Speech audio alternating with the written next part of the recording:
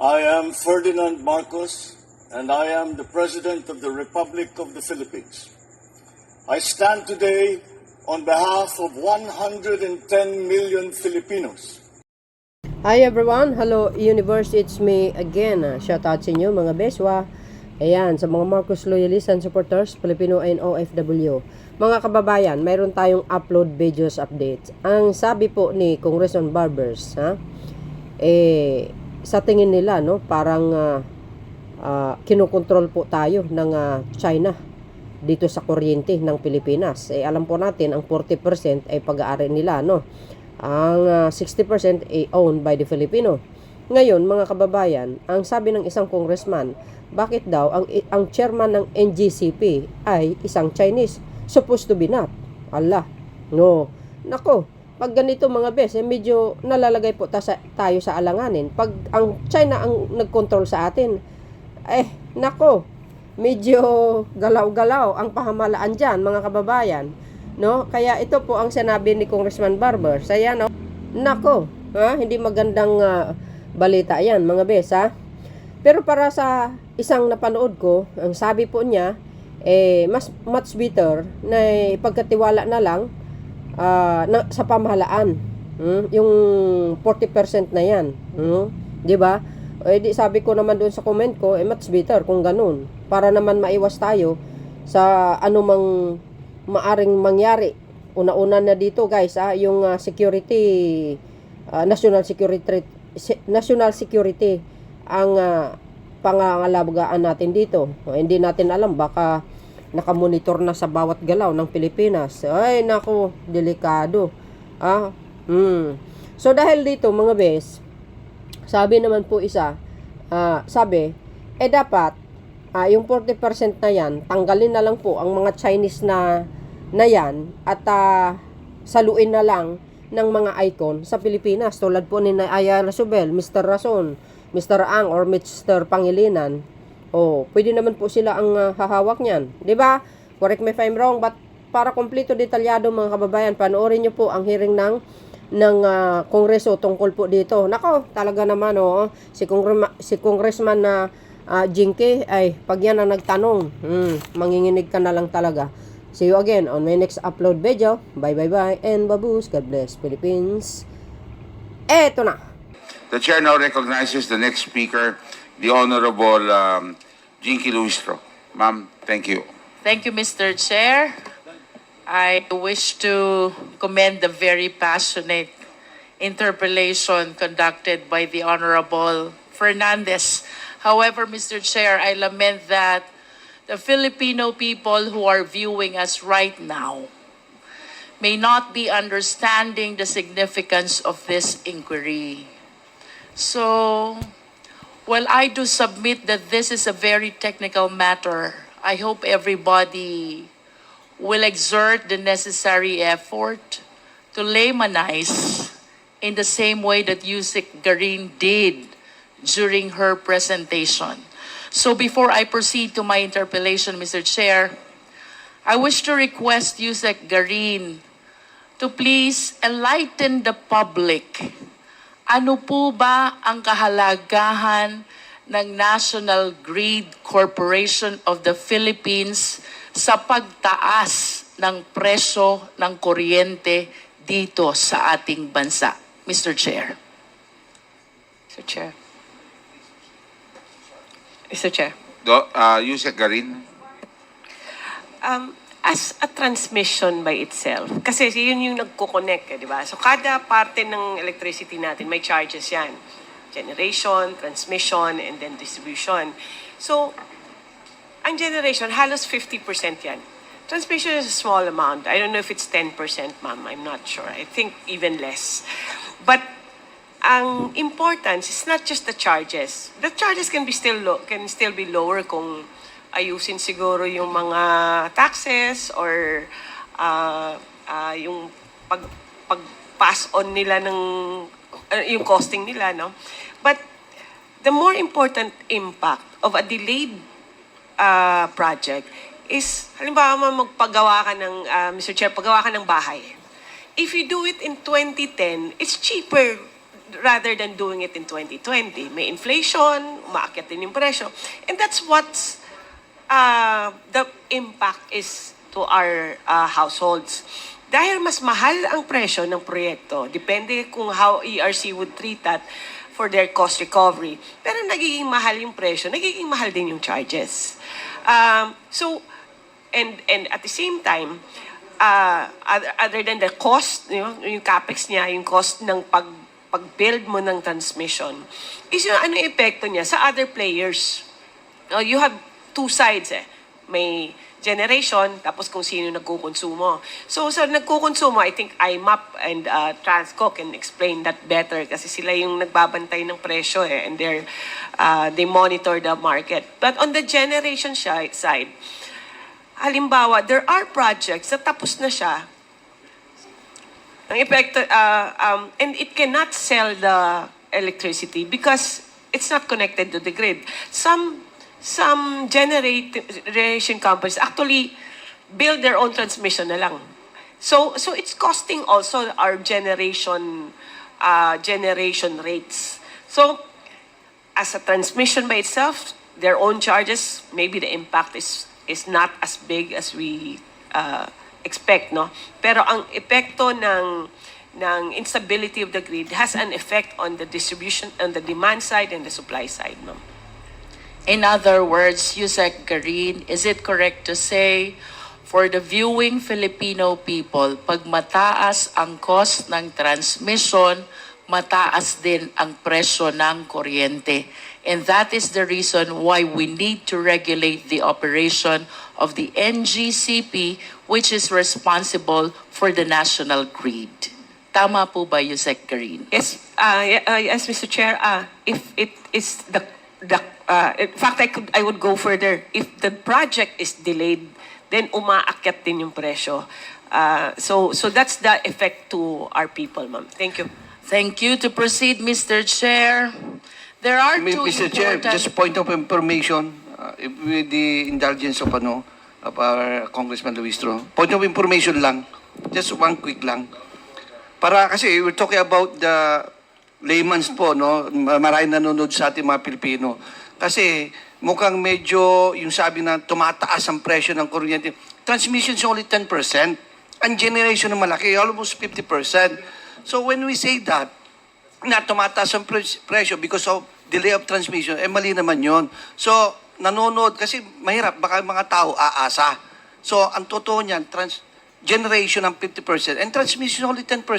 Kahit tumaas sila, konti pa rin, it's minimal, no? So generation, I just want to put it in context, Mr. Chairman, that is a misconception. Huwag natin lituin Thank you very much, Mr. Honorable Chairman, Presley De Jesus. if I may allow. The floors is still with the Honorable Luistro. May I be So allowed to, I don't think we're not interject? here to negate each other. But these are questions and these are answers given by resource persons. Let's take it as this and let us discuss that in a Apology, Mr. committee Chairman. level, okay? Apologies. But we're not here to, so we're not supposed to be arguing with each other. So it's clear that the answer is transmission definitely has an effect in the increase in the cost, regardless of the percentage.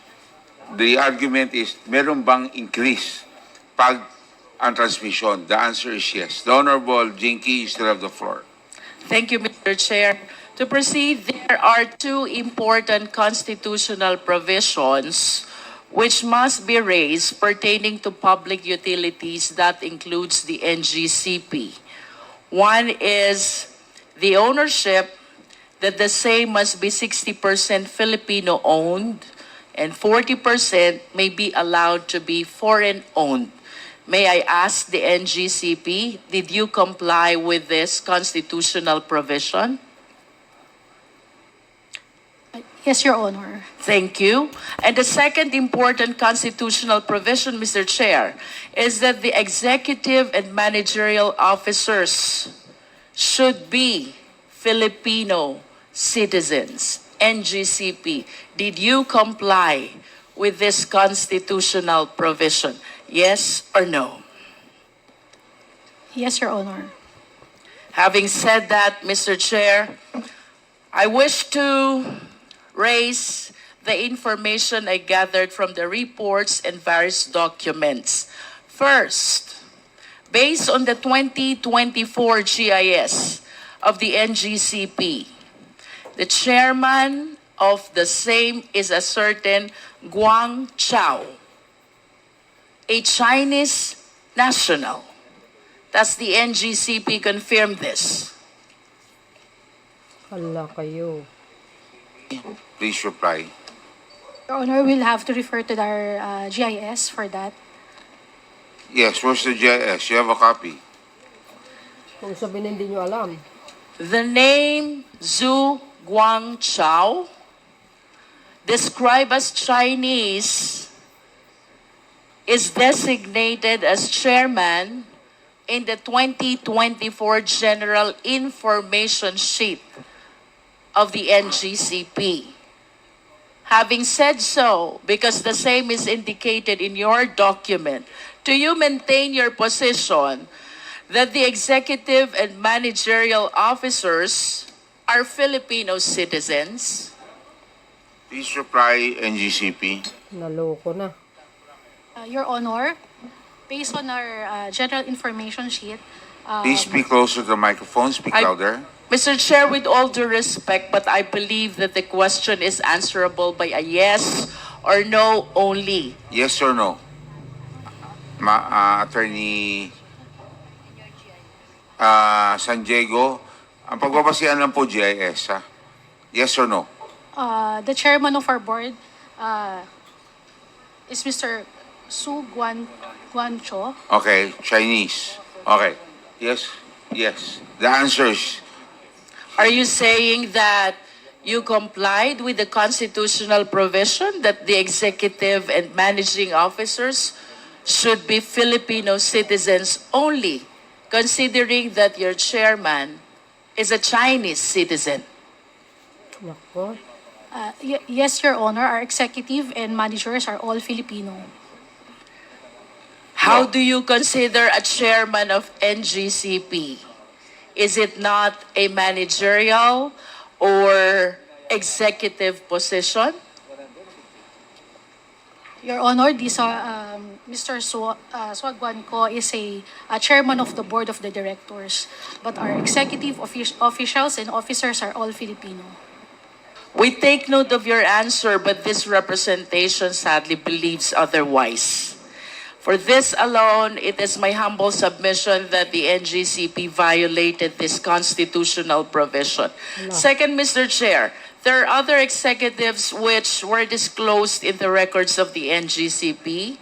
Leo Zhao Yang, described as Assistant Chief Technical Officer. Leo Sin Ju Wan, described as Chairman of Board Audit Committee. These two officers are responsible for hiring employees and signing contracts with them. Having said so, Mr. Chair, may we hear from the NGCP, are you still maintaining your position that executive and managerial officers are Filipino citizens?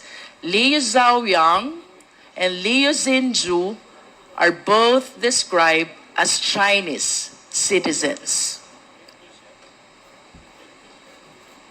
Your Honor, we maintain that all our executives and officers are all Filipino. But Your Honor, if I may, I have been looking at our GIS, but the mentioned names were not here in the 2022 GIS of NGCP. in the what? GIS of NGCP. Mr. Chair, What- we will be flashing some documents on the later part of the interpellation showing these names, including the others who participated in the operation, most especially the technical aspect of the NGCP. Another significant name that I came across with is Wen Bo, Chief Technical Officer.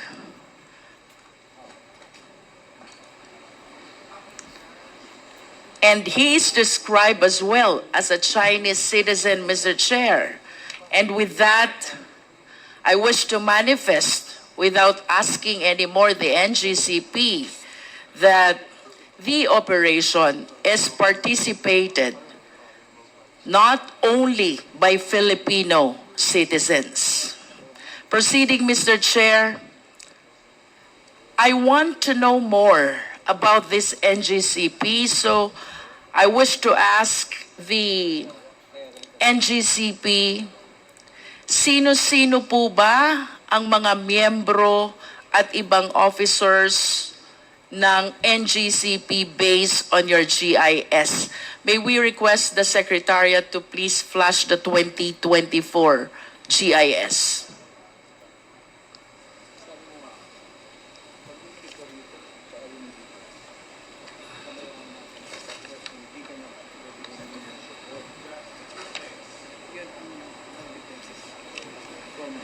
NGCP, please.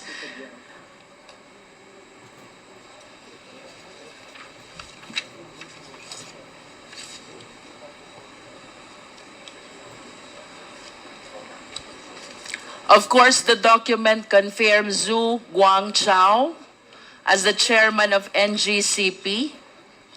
And in addition to this Chinese national, we have also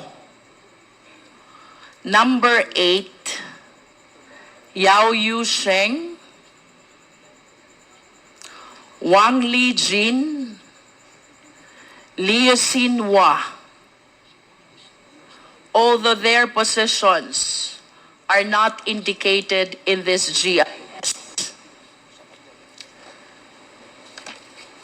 Proceeding to our GIS on stock holdings, Mr. Chair. Kindly flash the next slide.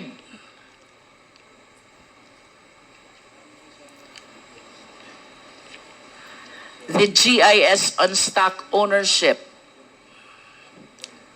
There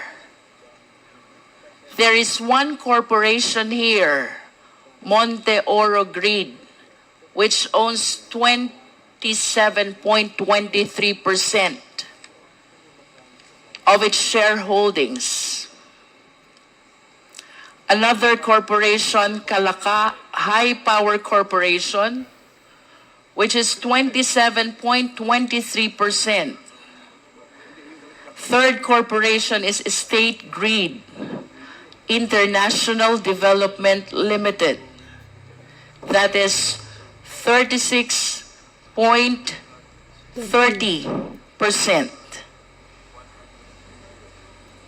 Plus the 4 Chinese individuals who owns 1% each of its stock holdings. From the face of this general information sheet, Mr. Chair, it appears indeed that the Chinese ownership is 40%.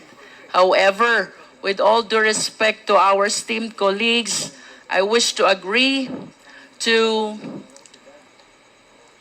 the honorable members who insisted on requesting for the GIS of the corporations who own shareholdings as well, in order to find out the extent of Filipino ownership, as it might affect as well the requisite ownership as imposed by the Philippine Constitution, and that is, to be specific, 60% Filipino owned and 40% foreign owned as may be allowed. And therefore, let this representation reiterate the earlier motion to Sestecum for the submission of the GIS of Monte Oro, Kalaka High Power, and if possible, the State Grid International Development. That is, if our intention indeed is to find out if there is full compliance with the requirement of the Philippine Constitution. Another corporation which GIS we want to request, as earlier requested, is the Synergy Grid Development Philippines, which owns 9.24% of the stock holdings of NGCP, Mr. Chair.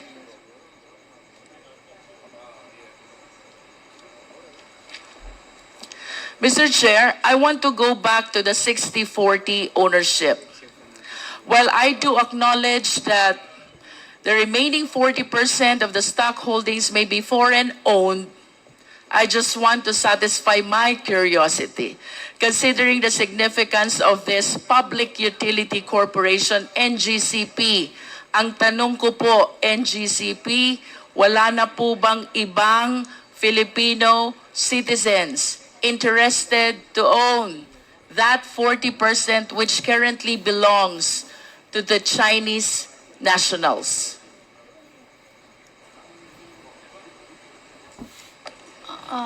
Your Honor, we do not have any knowledge or aware of it. May we know, NGCP, the primary reason why the NGCP preferred or allowed or opted to have this 40% be owned by Chinese citizens? Because the possibility, Mr. Chair, is that there are Filipino citizens or corporations as well who might be interested during that time, 2008, to acquire this 40% stock holdings of the NGCP. But as we can see from the GIS, that 40% is currently owned by State Grid of China Corporation plus the 4 other Chinese nationals. Pasensya na po, but you are representing the NGCP. So I wish to believe that somehow you are aware bakit po ang naging preference ng NGCP is to have this owned by Chinese nationals. Your Yes, Honor, ma'am. may I be recognized? Your Honor, Please.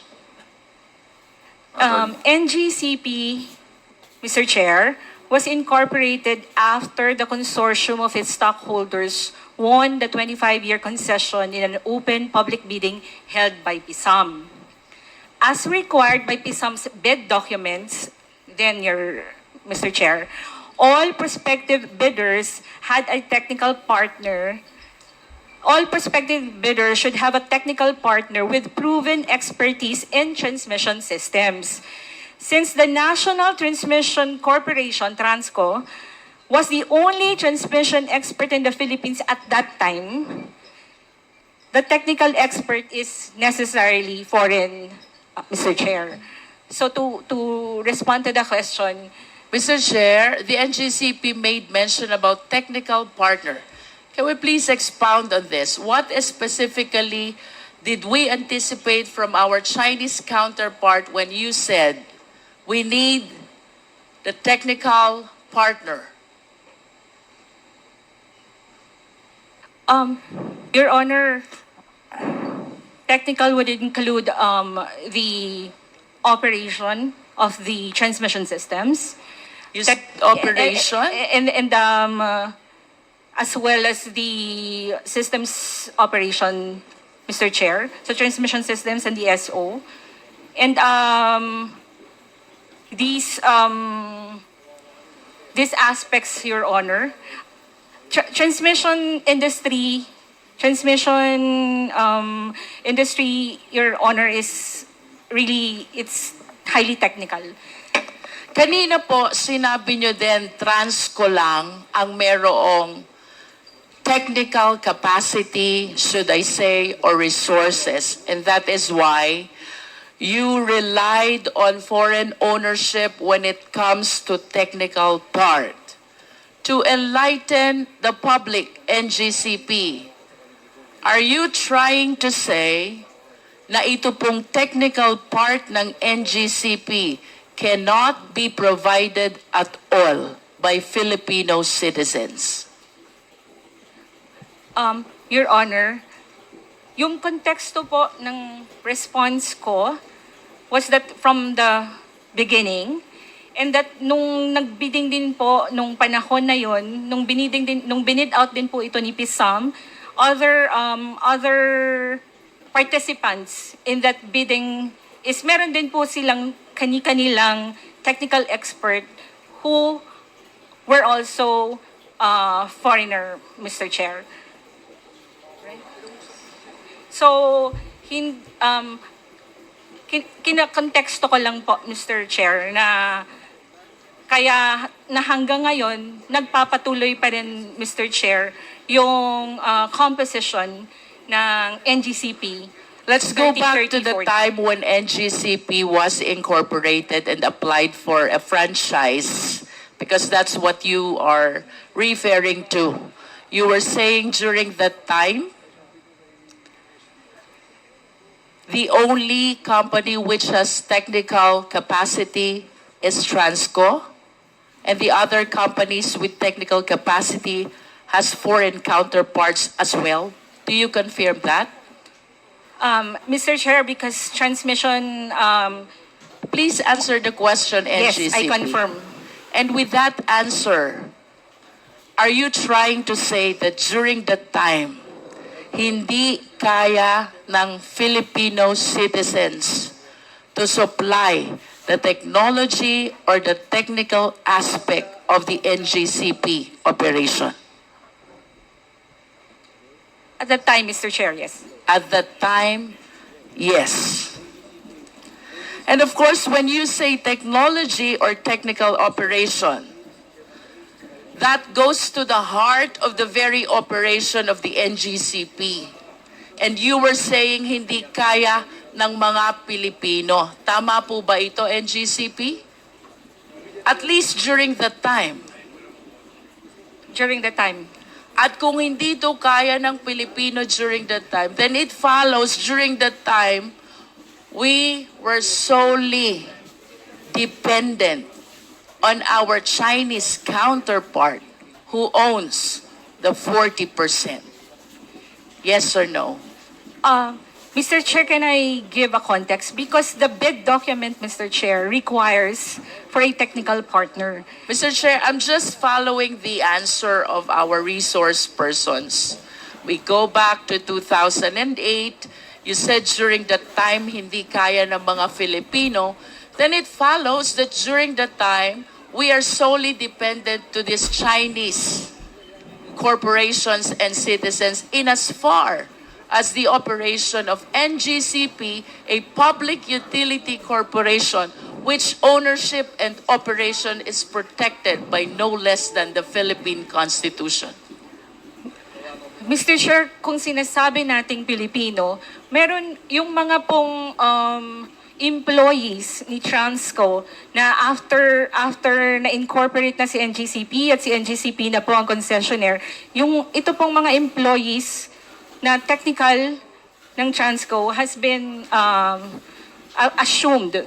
So, However, Mr. for Chair, purposes- even considering that they have Filipino employees, of course we understand that the citizenship of the corporation is determined by the extent of ownership of the owners. If the owners' majority are foreigner, then it is a foreign corporation. Otherwise, it is a Filipino corporation. If I may proceed, Mr. Chair. Another important information I came across with is the working group of NGCP. Ano po ba itong working group of NGCP? Mr. Chair, sorry, I missed like NGCP working group. Have you come across this? TWGs, Mr. Chair, but literally working group. I am aware of the technical working group of All each right. department. Please allow this representation to continue. Under the working group of NGCP, there are two important officers. Nako, lagot ka. One is Chairman Yuan Ming Jun. He is described as acting officer, acting chief technical officer. And another is alternate chairman, Chan Chang Wei. These two play significant role in the evaluation of bids and in making recommendation for the award of contract. May I request the Secretariat to please flash the document of first, Aurora Polanco project. Next is EB Magalona Bacolod project. These are all transmission projects. And third is the document pertaining to the purchase of site of Cebu, Panay, Negros project. Secretariat, please, at least to satisfy the committee that these two Chinese nationals under the working group of NGCP indeed did the evaluation of bids and the recommendation for the award of contract.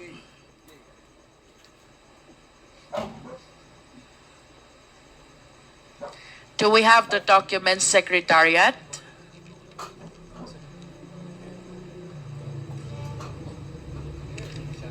While we are waiting for their documents, I wish to add, Mr. Chair, that there's another Chinese national, this time Wen Bo. He is the Chief Technical Officer, associated as well with State Grid China Corporation.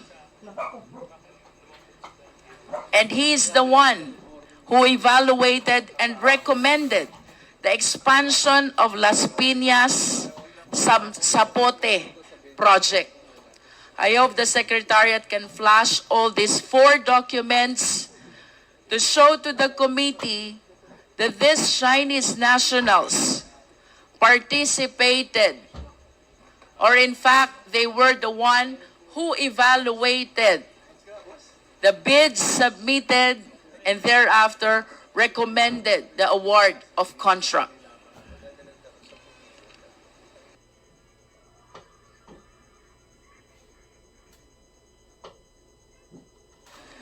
Considering the information, Mr. Chair, that this representation have relayed already, the chairman is a Chinese national.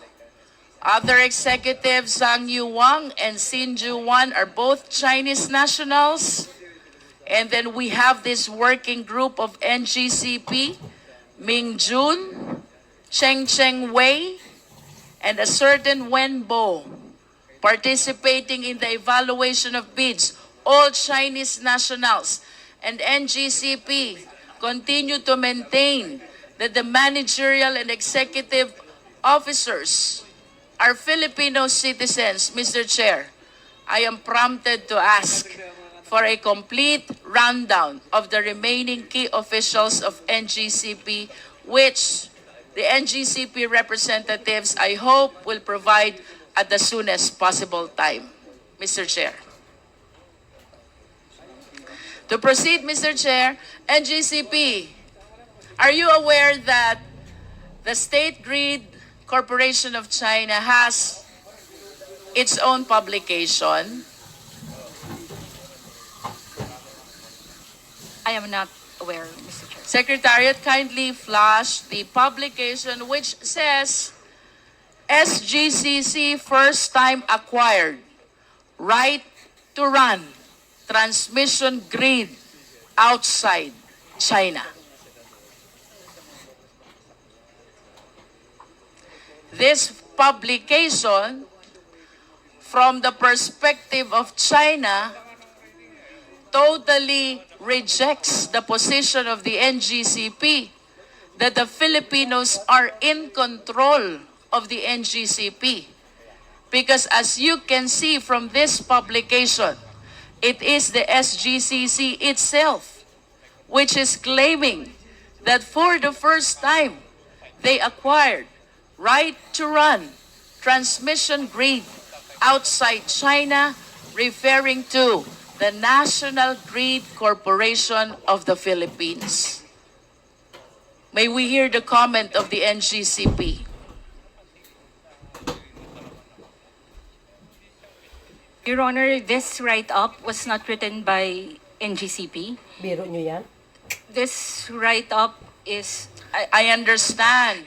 But going back to the question, do you still maintain the position that the managerial executive officers are Filipino citizens? Do you still maintain the position that Filipinos are in control of NGCP? unequivocally, Your Honor. I maintain that position. It seems to me that the course have changed already, considering the significant officers who have been participating in the operation of the NGCP, aggravated by that publication coming from one of the major stockholders of the NGCP, that is the State Grid Corporation of China. Naku. That is a manifestation, Mr. Chair. Paktay. To continue, Mr. Chair, NGCP, nasan po ba ang switchboard ninyo? Naku po. Kawawa pala Pilipinas, mga bes. You don't know? Your Honor, it's a technical term. We have technical people here. May we ask the technical people? Tala kayo. Galing talaga ng mga congressman, guys. Your Honor, definition? Mr. President, naglilinis ka na talaga eh. Sa May mga... we have a clarification Yes, so far as that term. may we know, okay. So you're calling in the technical people to help out. Can we have their names and what position do they occupy in the organization? Ang galing dapat yung mga Chinese dyan. Ipagkatiwala na lang sa gobyerno. Sino po sila? My goodness. Good afternoon. I'm Clark Agustin from the... Pakilakas lang po. Good afternoon, Your Honor. I'm Clark Agustin from the System Operations. If you're referring to the control From system... what? From what? System Operations. Ano He sa... taken his oath, Comsec, please take the oath of the of Mark. Mga Tumayo kababayan, po kayo. anong palagay nyo? Ha? Please raise your right hand. Sa, Do you swear to tell the sa truth, interpellation the whole ni truth, Congressman and nothing but the Luistro. truth before this congressional inquiry so help you God? Kawawa pala Pilipinas eh. Kung ang may-ari ng NGCP, China. Sir, the question of the Honorable Patay Luistro. tayo Your Honor, if they're referring to the control system, our SCADA system, we have 3 control centers in the different regional grids. We have in Luzon, Visayas, and Mindanao. How many switchboard or control system do you have? 1 for each region, ma'am. One for Actually, each region. We have 3 control What centers. controls the switch or the control system per region? Meron ka pa bang main control that controls all the switch and the control system of all these regions? I believe yes. Yes, ma'am. We have the control center for each region, and then we have substations for the equipment level control. For the system level control, we use the control centers using our SCADA system. Where is the system control? From the control center, ma'am. Where is the control center? For Luzon, we have here in Diliman. For Visayas, in Banilad. And in Mindanao, in Cagayan de Oro. These control systems, which you mentioned, they have the capacity to cause the blackout of electricity. Am I correct? Not to cause a blackout, but to control our transmission assets. and If I want to substations. turn off the electricity, I just need to switch off the control system. Am I correct? 1 by 1 per equipment. You One can do by that. one. Yes, ma'am. We can control it remotely. So, kanina you mentioned about the main control. How many main controls do you have? We have a control center monitoring and controlling different equipment of the grid. How many main controls do you have? So we have a system, pag control po ma'am, not necessarily, as I get from your question, isang button, wala po siyang ganun. So kasi different parts po ng grid, different assets, different control. So if you want to operate a certain circuit breaker, kailangan mong operate that specific breaker. But A at least specific if, feeder, yeah. if I turn off one of those, did you say assets Yeah. of that control system, then the electricity will not work anymore. If I turn off one of the several assets of the main control system, electricity will not work anymore. If you intentionally isolate a specific area, that specific area will not have electricity, will not have supply of power. For that specific area, associated to that equipment. To simplify, Mr. Chair, that main control that you are talking about is responsible to make the electricity available or otherwise. Yes, ma'am. Okay. So, you said that you have main control in Luzon, in Visayas, and Mindanao. My next question is, what is this operational computer in Nanjing? I'm not aware of that, ma'am. Operational computer in Nanjing. Agree. Nanjing, China, I believe. I'm not aware of that, ma'am.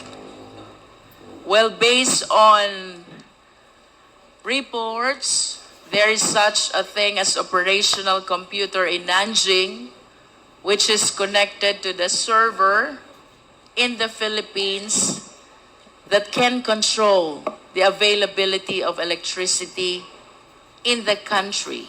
Patay ka ngayon. Can you comment on this? Delikado yan. I'm not aware of that.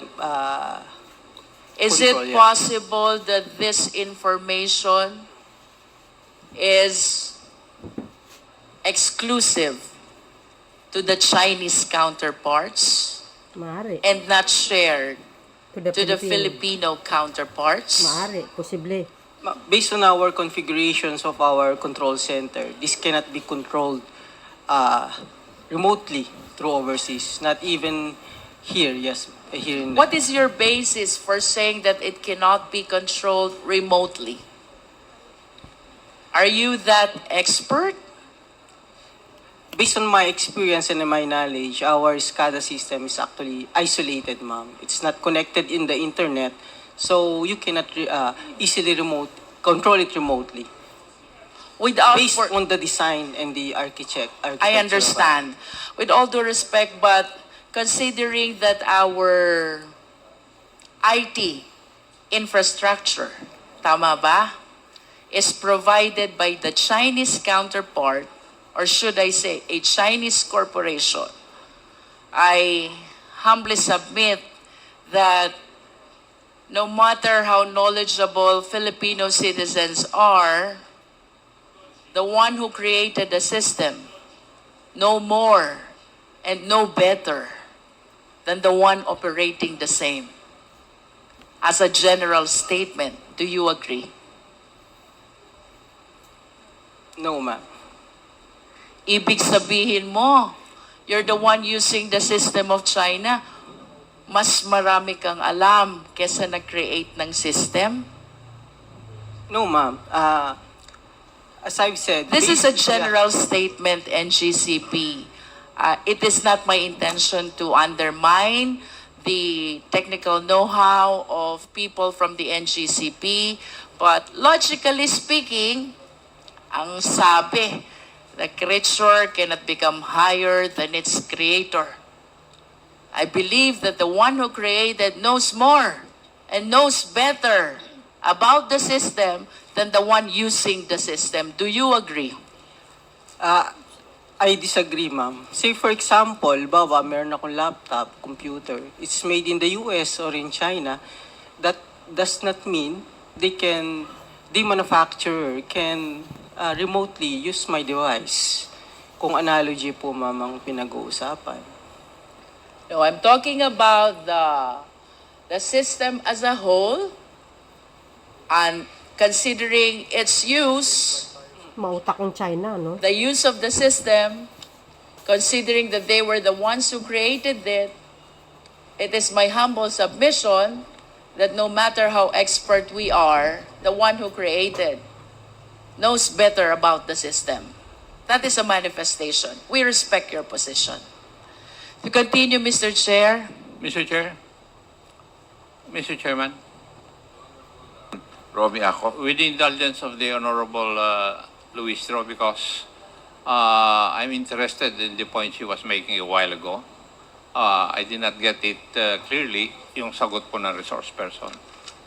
May I ask some clarificatory questions, Mr. Chair?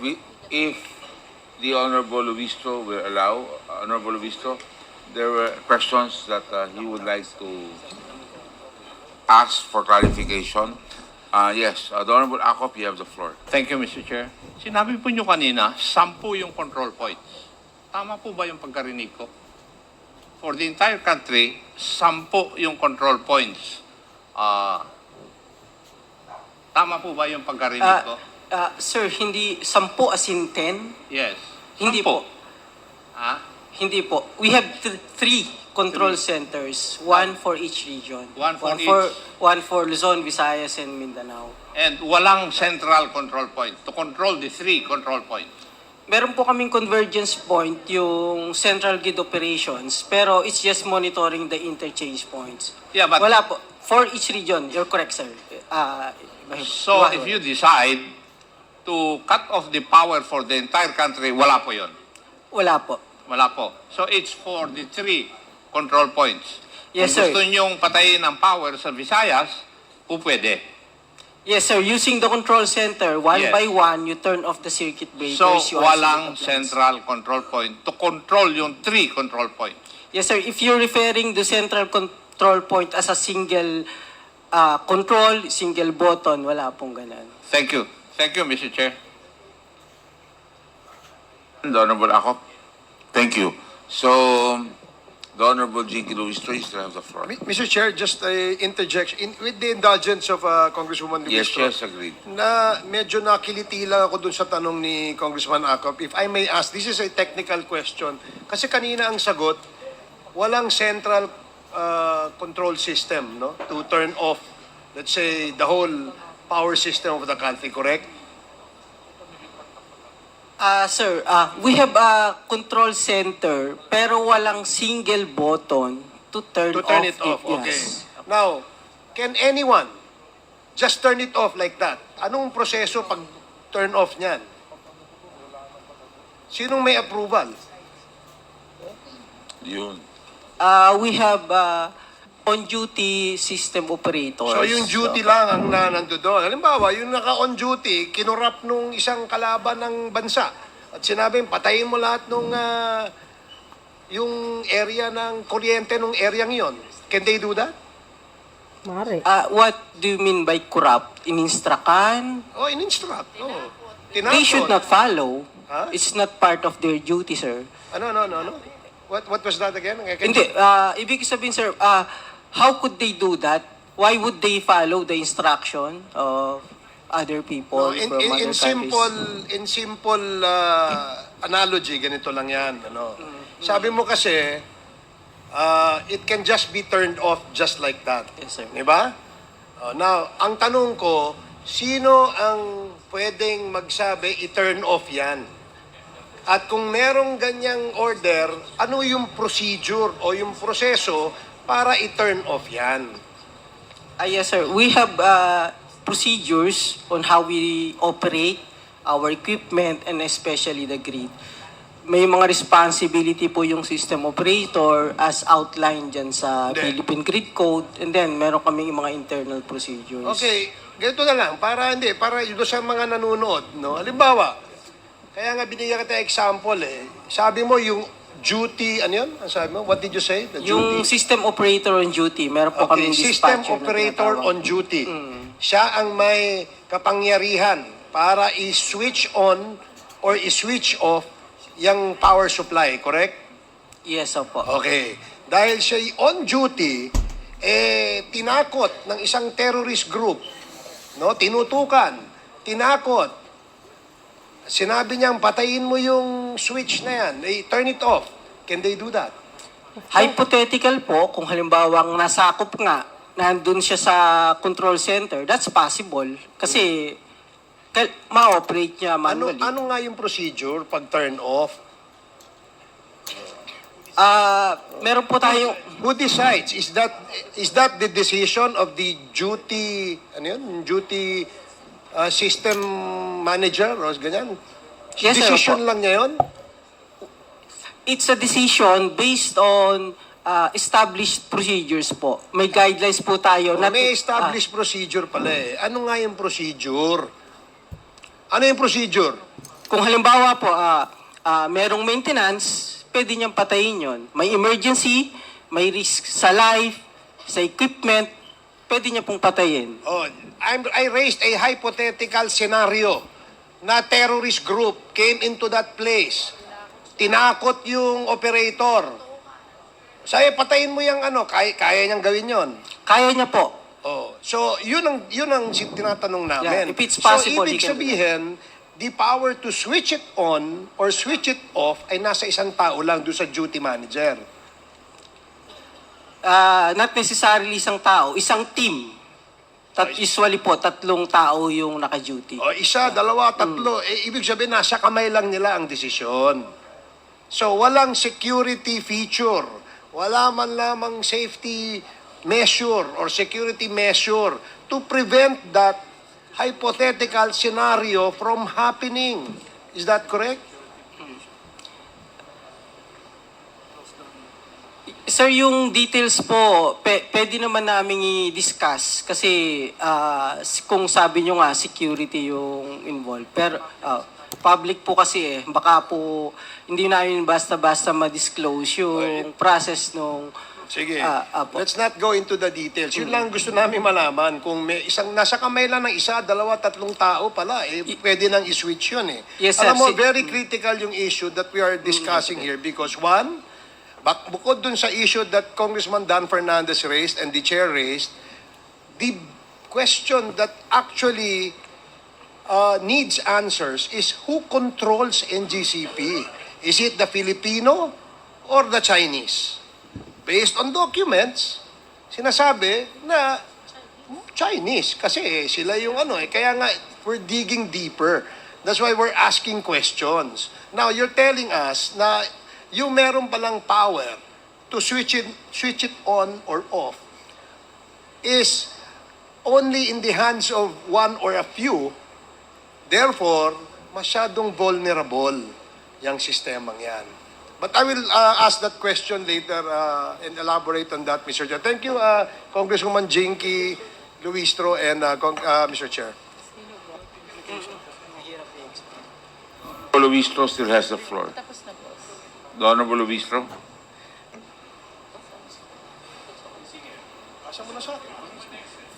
Mr. Chair, I came across this NARI, the one which provides the IT infrastructure of NGCP. Does NGCP confirm this?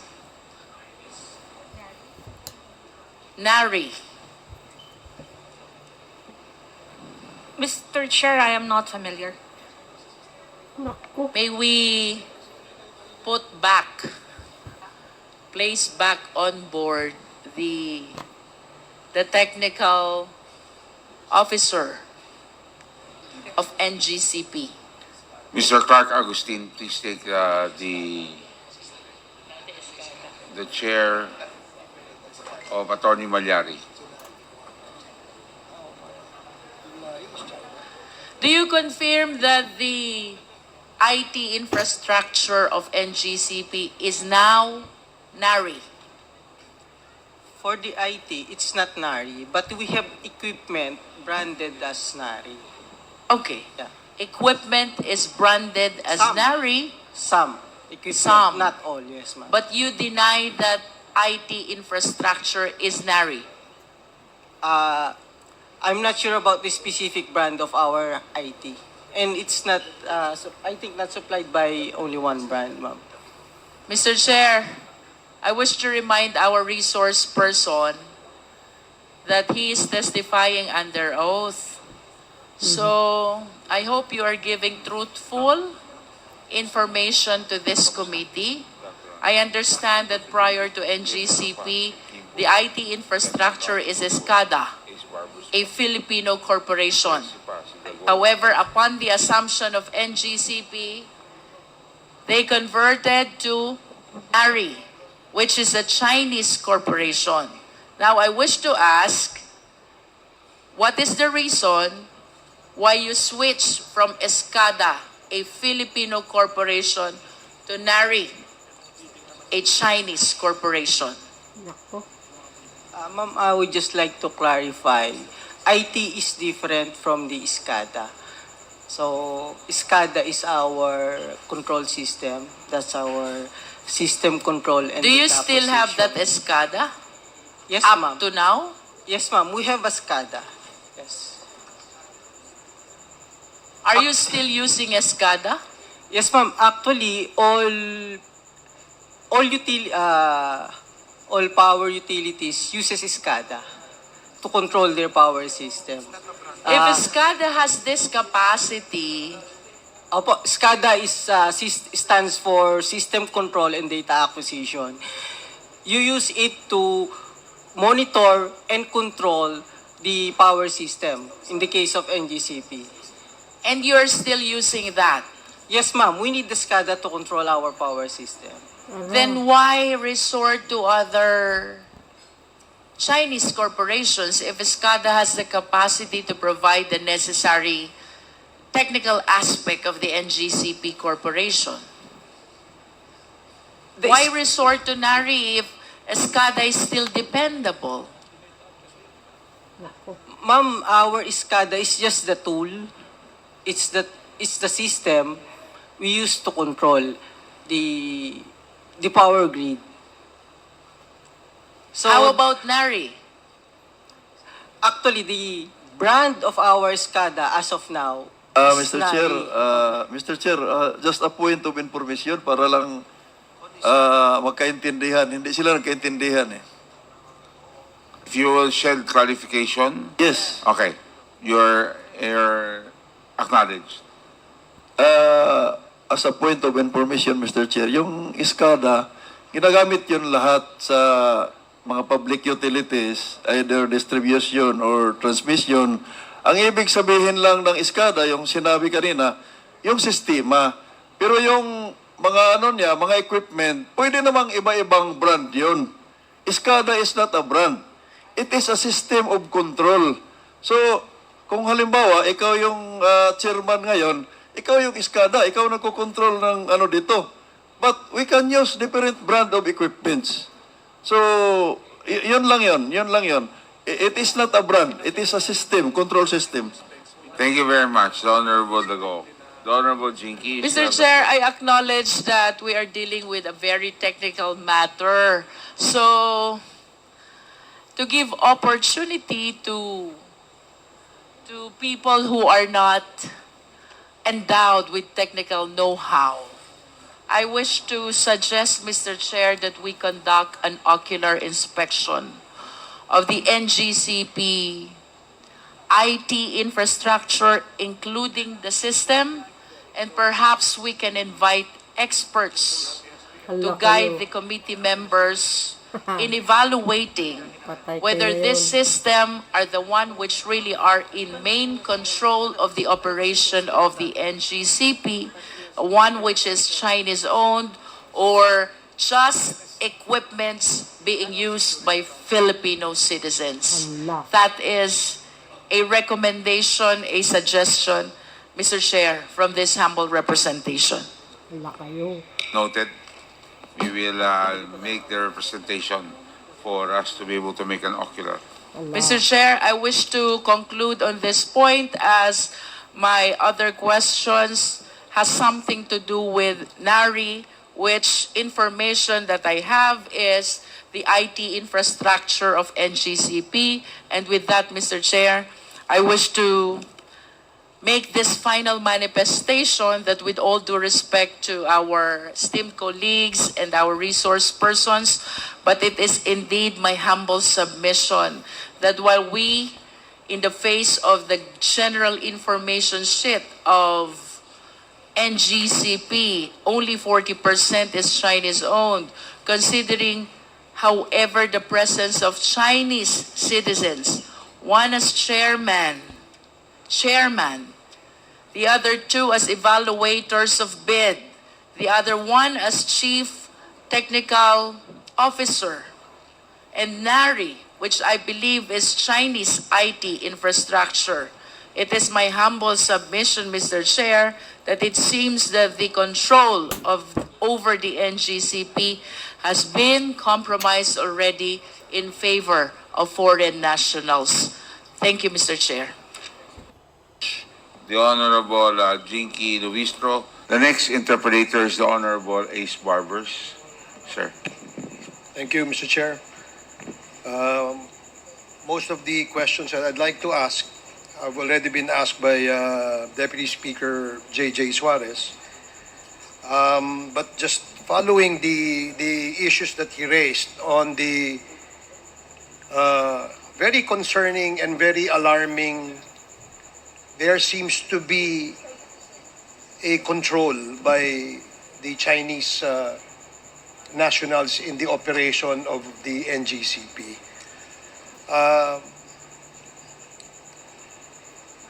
Kaya earlier, I was asking if the shareholders' agreement was submitted to the committee, because most of my questions that I'd like to propound are based on the information that is stipulated in that agreement. However, in the absence of that, I'd like to pursue the issue where in this corporation, there seems to be total and full control of the Chinese nationals. Tanong ko lang sa NGCP, no? Sa maraming pagkakataon, kapag tinatanong who controls, operates, and manage the NGCP, ang lagi pong sagot ay Pilipino. Tama po ba yan? Tama po, Your Honor. Okay. So, pinaninindigan ninyo na ang merong management, control, and nag-ooperate ay Filipino. Opo, Your Honor. So, ang ibig sabihin po ba nito na ang Pilipino ay siya yung may desisyon, yung kumbaga huling pa siya doon sa mga decisions that the NGCP makes? Opo, Your Honor. Okay. So, Pilipino lahat yan? Opo, Your Honor. Okay, kasi kanina nabanggit ni Congressman Suarez na dun sa desisyon sa pagbili ng lupa, paghingi ng approval, ang nagre-rekomenda ay ang isang Chinese national. So that's the reason why I said earlier, this is very concerning and alarming. Bakit sila yung nagdidesisyon? Di ba dapat Pilipino ang nagdidesisyon dyan? But sabi nga, gaya nga ng sinabi mo, Pilipino ito, no? Doon sa mga nakaraang hearing, lagi po natin ini-emphasize that Filipino control in the transmission network ng Pilipinas ay napakahalaga because marami pong isyong nakaakibat dito. At ang pinaka-importanting issue dito ay yung national security. Tama po ba? Do you agree with me? I agree, Your Honor. So you agree with this representation that full control, full management of the transmission, national transmission, must be in the hands of patriotic Filipinos. Nag-agree po ako, Your Honor. Nag-agree kayo dyan. Sige. So, matanong ko lang, ano ho ba sa inyong pananaw ang relasyon ng transmission network sa national security, if I may be educated, Mr. Chair? Sa inyong pananaw, sa NGCP, anong relasyon nito? Anong kahalagahan? Napakahalaga po, Your Honor. dahil katulad nga po sa mga nakakaraang House Committee on Energy hearing, si Kong Dagook talagang sinasabi niya parang basic necessity na natin ng power. Dati food, tubig, bahay, pero ngayon power. Kaya po sumasangayon ako na napakahalaga ng transmission network po. So salamat at isa kang ring patriotic Filipino na sumasang-ayon na itong transmission network ng ating bansa ay dapat nasa ilalim ng kamay ng mga Pilipino. Sa present situation and setup ng NGCP, masasabi mo ba na ang transmission network ng Pilipinas under the control and management of NGCP ay nasa ilalim ng kamay ng mga Pilipino? Walang pagsusubali, Your Honor. Sumasang-ayon ako na nasa kamay ng mga Filipino. And I presume, Mr. Chair, that that's the same opinion shared by your colleagues in the NGCP. Tama po ba? Attorney, all of you from the NGCP. Yes, Your Honor. Okay, maraming salamat dahil napakahalaga nga po nitong transmission network natin, no? At isa doon sa function na kung saan ay bago gumawa ng project, bago bumili ng lupa, o anumang desisyon na gagawin ng management ng NGCP, meron po kayong kinreate o merong nakikreate na sinasabi niyong working group. Is that correct? Your Honor, yun nga po yung hindi masyadong maliwanag sa akin. That's a matter that's not clear to me when si Congressman Luistro was the one asking question, because working group, meron po kami mga TWGs. Kunyari, nung nag-bar exams, may TWG kami. Pag may election, may TWG na nag-aano na talagang hindi mag-brown out sa mga importanteng pagkakataon na yon. Hindi po ako pamilyar, Your Honor, sa working group. Hindi po ako pamilyar, Your Honor. We have, Your Honor, like departments, roadie right-of-way department. Meron po kaming mga ganun, Your Honor.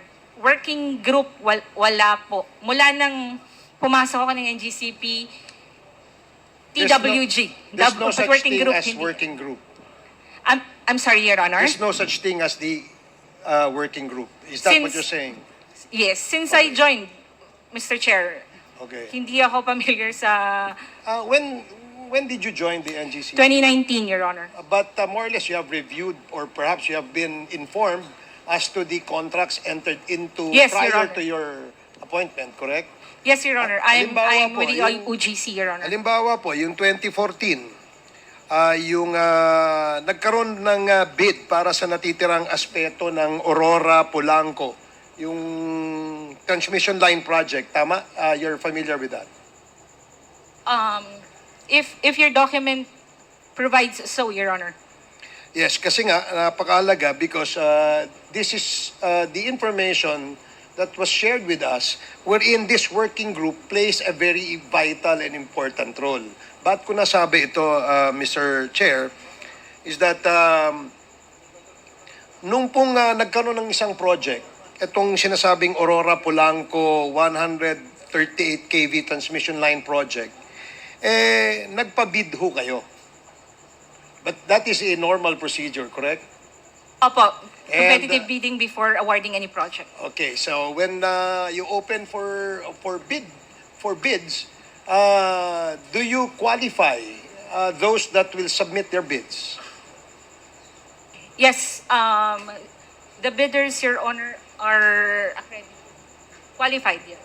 Okay, so I am also sure and certain that in this particular project which I mentioned, is that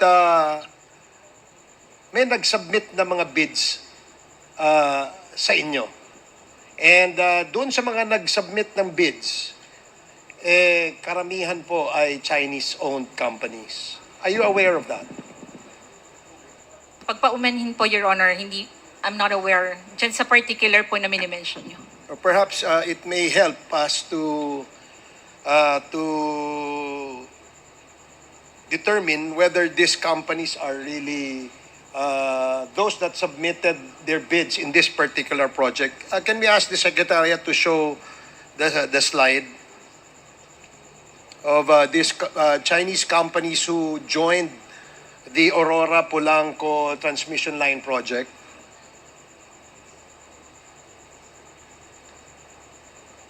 Tatlongput-anim po ang mga kumpanyang nag-submit ng kanilang bids dito. At lumalabas dito sa mga bid na ito ay mahigit kalahati ho ay puro China o Chinese-owned bidders o Chinese-owned companies. Now, bakit ko sinasabi to, no, na ano bang importansya, no? Okay lang naman ho siguro kung mag-bid ang isang Chinese company kung wala hong bidder mula sa Pilipinas. Do you agree? Opo. Okay. So, dun ho sa mga bids, sino ho nag-evaluate ng bids? Sino nagsasabing mananalo ito, matatalo ito, hindi nagka-qualify ito? Sino ho yan? Meron po kaming department, Your Honor, at yung most advantageous bid, yun po yung mako-consider for an award, Mr. Chair. Can you repeat that, please? Meron po kaming department that who evaluates kung ang most advantageous bid, Your Honor, sa kanya po maa-award yung project, Your Honor. Base sa amin kasing information, ang nag-evaluate o yung membro ng evaluation, bid evaluation, nag-submit ng bid evaluation report on this particular project ay si Mr. Yuan Mingjun at si Mr. Chen Changwei. You're familiar with those names? I am not familiar with those names, Your Honor. Yes, I agree because you were not there yet. No, this was 2014 project. So for those who were already there in 2014, you're familiar with these names? Your Honor, I have been in NGCP since 2011 but I'm not familiar with those names. So yung hindi ho totoo na meron pong nag-evaluate na by the name of Mr. Yuan Mingjun at Chen Chingwei. Again, as I repeat, Your Honor, I'm not familiar of those names. But as mentioned by Attorney Malyari, we have a department which evaluates the bid submitted by different bidders and recommend the award with the most advantageous bid, Your Honor. Based on the documents that we have, it seems that the approval, the evaluation of all these bids are done by these two Chinese nationals. Which again, I would like to raise this point that this is quite alarming and concerning. Kanina, sinabi natin yung pagbili ng lupa, Chinese ang nagdidesisyon. Yung pag-implement ng project, Chinese ang nagdidesisyon. So again, can we ask the Secretariat to please flash on the screen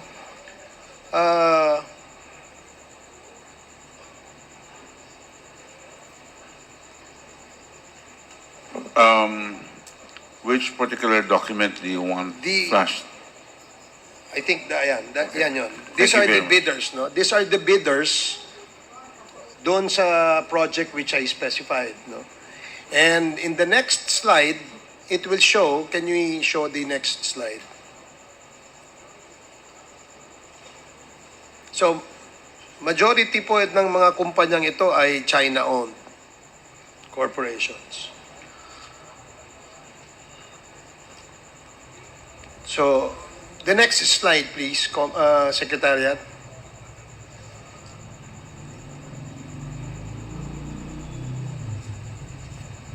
Kanina ho kasi na-raise na po ito ni Congressman Suarez. And when he raised this issue of Chinese nationals being involved in the decision-making of the NGCP, did not just raise eyebrows, so to speak, but also ito ay isang national security vulnerability sa tingin ko eh. Na yung mga importanteng desisyon ng NGCP ay nasa kamay ng mga dayuhan. So, yung next slide will show what I was mentioning earlier, yung sinasabing working group. No? Wherein itong si Mr. Yuan Mingjun at saka si Cheng Changwei, the chairman and the alternate chairman of the working group, no, are the ones deciding. So,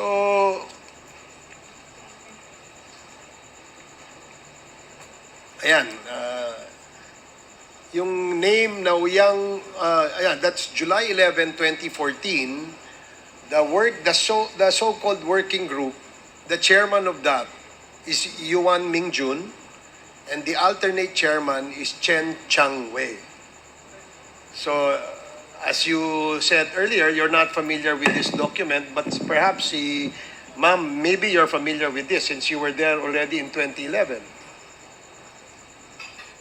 Your Honor, I'm not familiar with this document. So, you're not familiar with that. So, dalawang bagay lang ito. Yung research namin at yung base sa dokumentong sinasubmit nyo sa amin ay yun mga information that we'd like to be clarified on.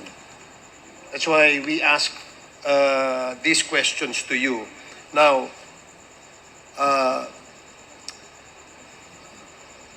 earlier, tinanong natin yung systems gaya ninyo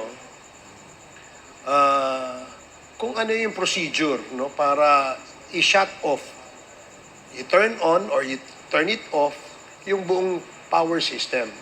At sabi niya, ang in charge lang doon ay yung duty manager. If I remember it correctly, there's just one person or maybe 2 or 3 of them who are in control of the shutting down or the turning on of the system. To me, and I'm sure my colleagues will share my apprehension, na nakakatakot ito. Nakakatakot ito. And this is, again, something that we should really correct and we should look into, Mr. Chair. Now, other issues that were raised earlier by Kong Dan Fernandez were quite alarming too, no? Especially dun sa violation sa Section 8. But listening to the NGCP, definitely the first reaction is to deny, no, and to, short of saying, disagreeing with the observation of Congressman Dan Fernandez, and we respect that. It's just that we're all here para ayusin itong sistemang ito at hindi ito hindi mangyari yung kinakatakutan natin na maaari at posibleng mangyari, considering that we have now an issue with China in the West Philippine Sea. I cannot imagine utility companies being managed and operated by, quote-unquote, the enemy. I'm sure you wouldn't want to sleep with your enemy. And majority ng ating mga kababayan na nakikinig ngayon ay nagtatanong, totoo ba na kapag halimbawa nagkaroon tayo ng alitan sa ating kapitbahay na Tsina, isang pindot lang ba nila, mawawala na ang power sa atin? That needs to be answered. The Filipino people must be informed. They need to know kung ito ay posibleng mangyari. Pero sa sagot kanina, parang posible.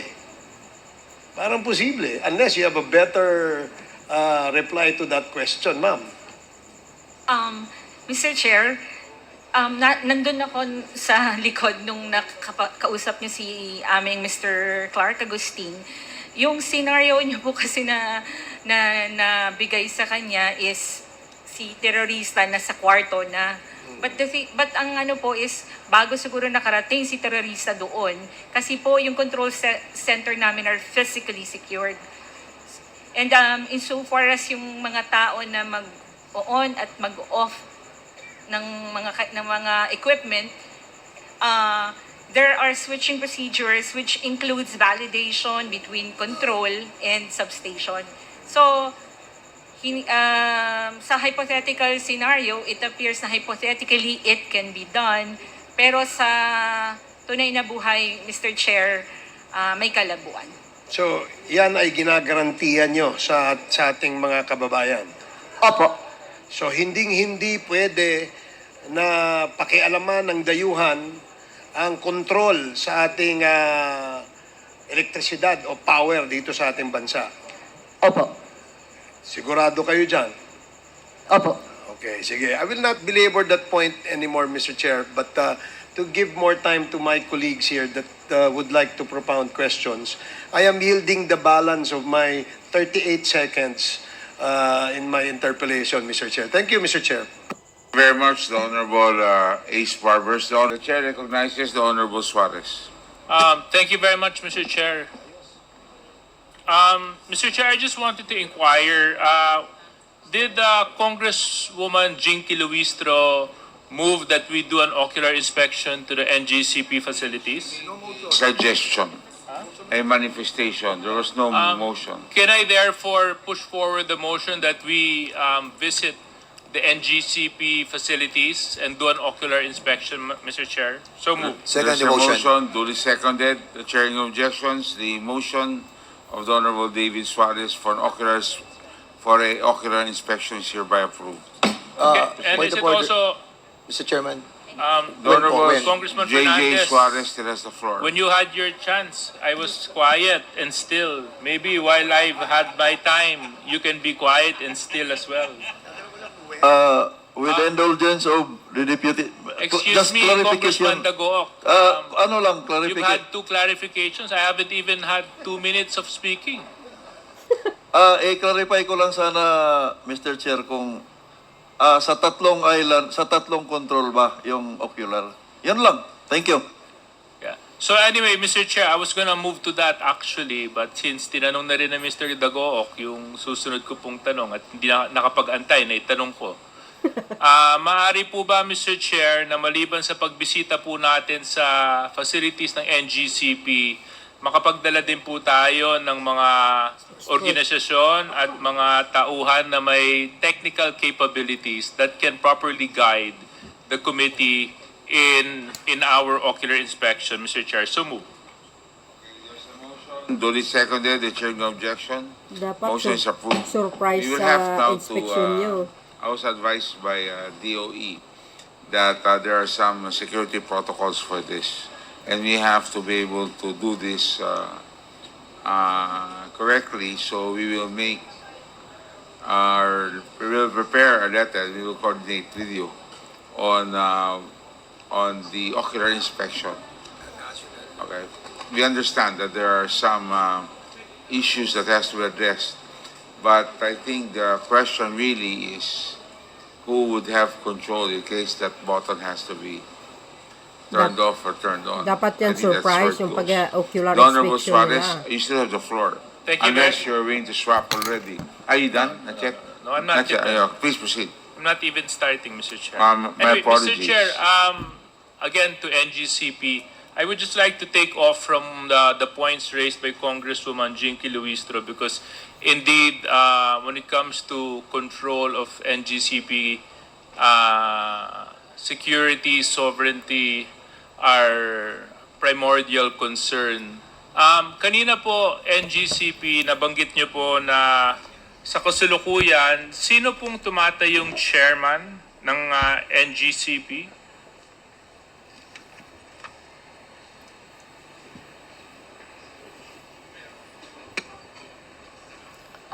Your Honor, I'm holding now the company's GIS for the year 2024, and it says here, Zhu Guangxiao, So, Chairman. Zhu Guangxiao stands as chairman, correct?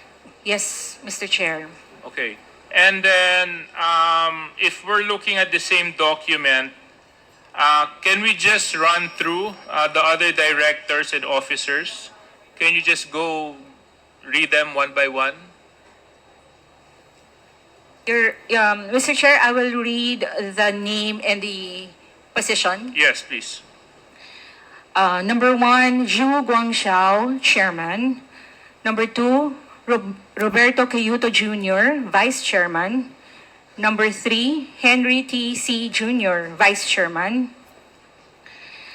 Number 4, Jose T. Pardo, not an officer. Number 5, Ambassador Francis Chua, not an officer. Number 6, Anthony L. Almeda, President and CEO/CAO. Number 7, Attorney Paul P. Sagayo Jr., not an officer. Number 8, Yao Yao Sheng, not an officer. Number 9, Wang Li Jin, not an officer. Number 10, Li Xinhua, not an officer. Number 11, Nanette Nancy G. Bugnosen, Chief Financial Officer. Number 12, Rico C. Vega, OIC Chief Technical Officer. Number 13, Karen S. Ong, Corporate Secretary. Number 14, Ronald Dilan P. Concepcion, Assistant Corporate Secretary. Yes. Okay. So thank you very much. And while looking at the document, Mr. Chair, I noticed that of the 14 individuals mentioned, 4 of them are Chinese of nationality. Is this correct? Yes, Mr. Chair. And you also confirm, Mr. Chairman, that NGCP 36% is state grid owned. Is that correct? Mr. Chair, also based on this GIS, the State Grid International Development Limited, 36.30, but there are nominal shares, Mr. Chair, for the... So 36% is owned by the state grid. Yes, Correct. Mr. Chair. Yes. And who owns majority of the state grid of China? That I do not have detail, Mr. Chair, that already pertains to... Can somebody from NGCP answer this question? Mr. Chair, for the ones that are present here, and considering that we are from NGCP, Mr. Chair, I don't think anyone from NGCP will be able to respond to the shareholding insofar as who owns State Grid International Development. Because it is Limited very Hong Kong. important for us to know who owns the state grid. Is it privately owned? Is it government owned by the Chinese government? Who owns the state grid?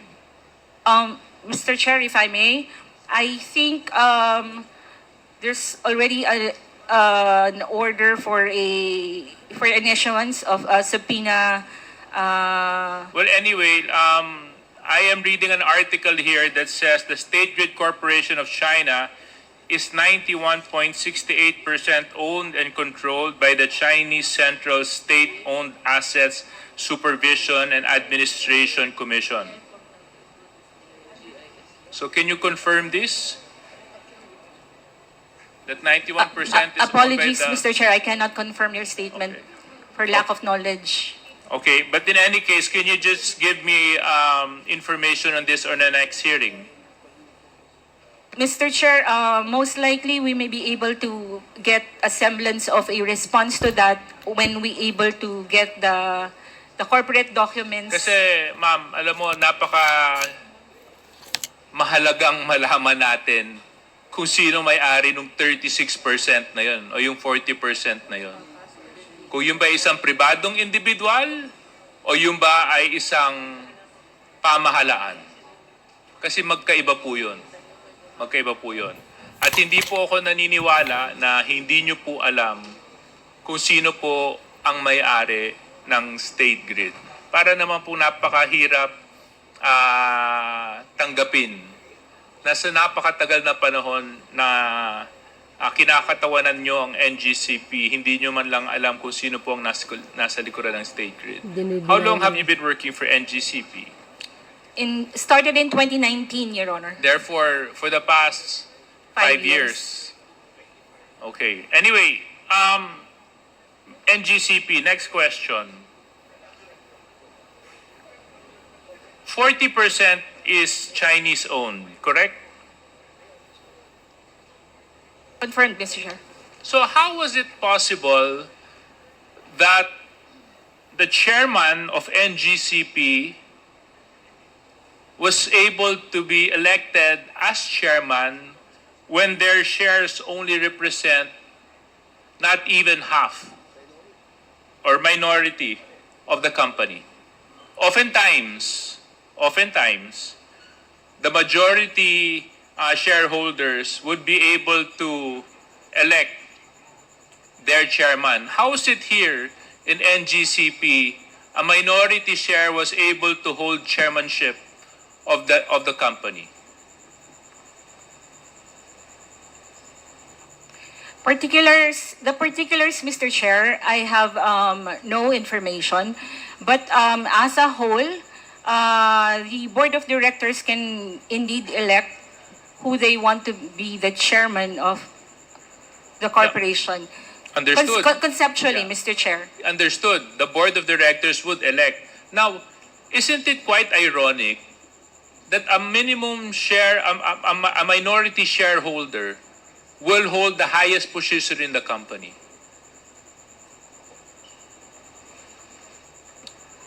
Mr. Chair, insofar as the composition of the board of directors, the chairman, Mr. Chair, from what I understand, nagpe-preside lang po siya. So, not much But no. functions. Yeah, but regardless, di ba? That's the chairman. 60% Filipino-owned yan. Mas gugustuhin ko na yung chairman ko Pilipino. Tama. Bakit Chinese? Bakit ko ibibigay sa dayuhan yan? Yun ang mali nyo, NGCP. Ayusin nyo 40% lang yung kanilang hawak. yan. Can I also ask, Mr. Chair, if indeed Attorney Malyari's testimony is correct, can I also subpoena, not naman subpoena, but request, Mr. Chair, the minutes of the elections of how the board conducted themselves, Mr. Chair? So moved. Mr. Chairman. No, Mr. Chairman, yeah. Second, Mr. Chair. To ask for the minutes. I'm sorry. So are you addressing that to Attorney Malyari? Yes. Okay. So, Attorney Malyari, there's a motion, duly seconded. The chair in objection. Please submit the minutes as requested by this committee. Kasi nakakapagtaka lang po, Mr. Chair, na minority share ka kaso lang ikaw may hawak ng pinakamataas na posisyon. Totoo na hinalal ka doon, actually yun ang mas nakakapagtaka. Bakit ipagkakatiwala yon sa isang dayuhan at hindi sa Pilipino? Kung mas malaki at mas malakas ang boses, mas natural na ibigay ito sa mas may malaking interest sa kumpanya. Hindi po ba, Attorney Malyari?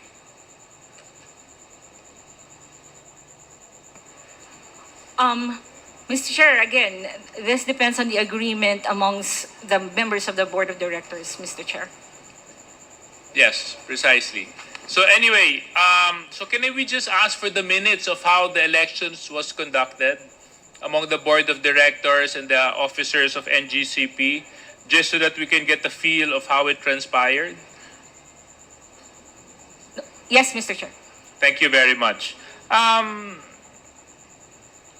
Attorney Malyari, kasama po sa mga opisyal ninyo si Liu Zhangqiang bilang Assistant Technical Officer. Siya din po ang kumakatawan sa operation and maintenance. Tama po ba ito? Based on the GIS dated 2024 I'm holding, it's not reflected here, Mr. Chair. Okay. Well, in my notes, he's part of your company. Can you enlighten me, Mr. Mamalyari? When it comes to projects of NGCP, what is the process of approving projects of NGCP?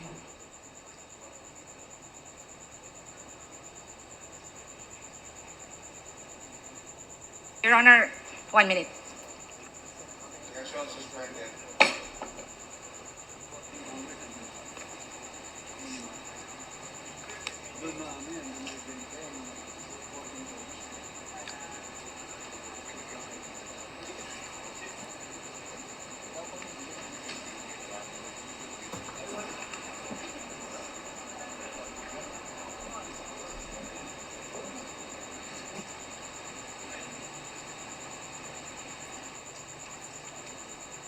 Mr. Chair, I yield the floor to our P&E, Mr. Chair. Okay, session resumes. Who is speaking now? For NGCP.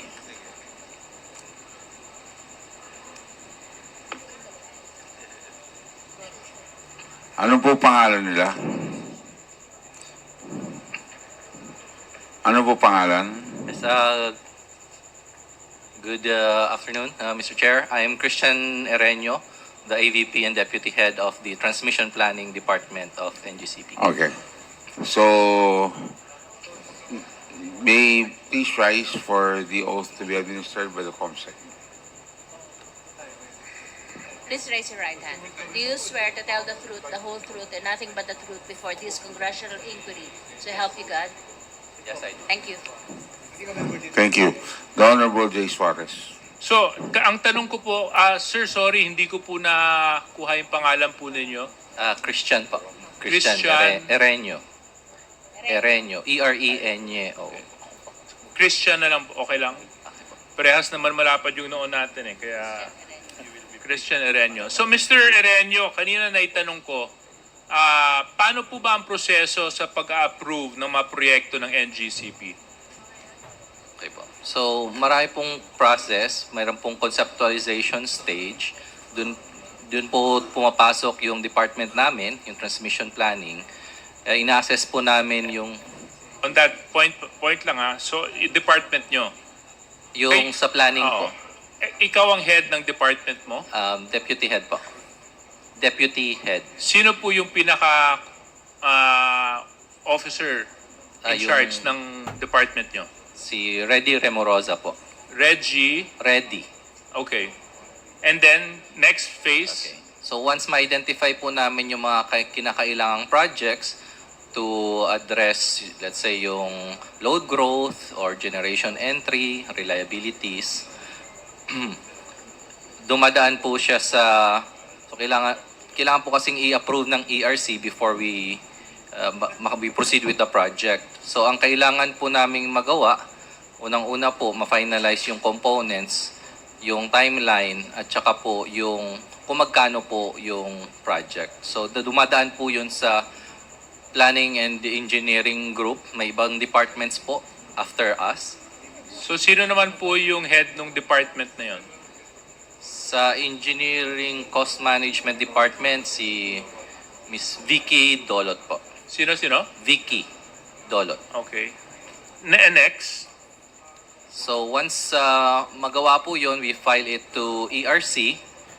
And once approved, doon na po ma-implement po yung project. So mayroon pong construction kaming group. Kasi lang, siyempre, bago nyo mag-construct, bibilihin nyo muna yung lupa, di ba? Opo. Iba rin po yung yung in charge po sa right of way. Kunyari naman po, na-identify nyo na ayos na yung specifications, alam nyo na itatayo ninyo, ngayon bibilhin nyo yung lupa. Sino naman po mag-evaluate nun? Yung right-of-way department po yung in charge doon sa acquisition po ng lupa. So let's say request for purchase of lands. Yun yung yun yung department na task doon. Opo. Okay? So ang kailangan po nila. At sino naman po ang head nun?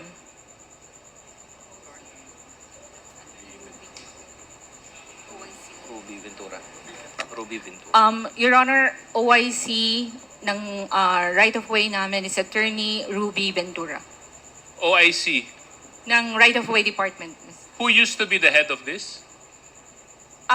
Umalis na po, wala na po siya sa NGCP. Nag-resign na po. Okay.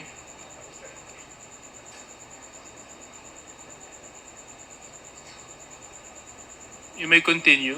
Apo. So, yung pong right-of-way, before po nila magawa yung sa right-of-way, kailangan po ma-finalize kung saan ba talaga, let's say, dadaan yung transmission line at saan po itatayo yung mga substations. So, yung po, meron po kaming engineering design, under po doon ay yung survey division. So sila po yung mag-check with all the other alternatives and then magkakaroon po ng final kung saan po yung ruta ng linya or kung saan po itatayo yung substation. Pwede niyo po kaming maliwanagan, sino po si Mr. Wenbo? Wenbo.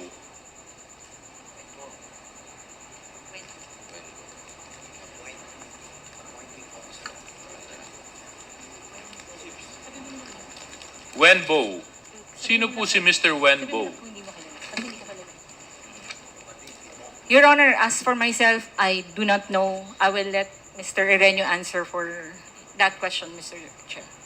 Mr. Chairman, the reason why I ask who this individual is because I have documents here from NGCP addressed to the president of the company from their chief technical officer, whose name is Wenbu.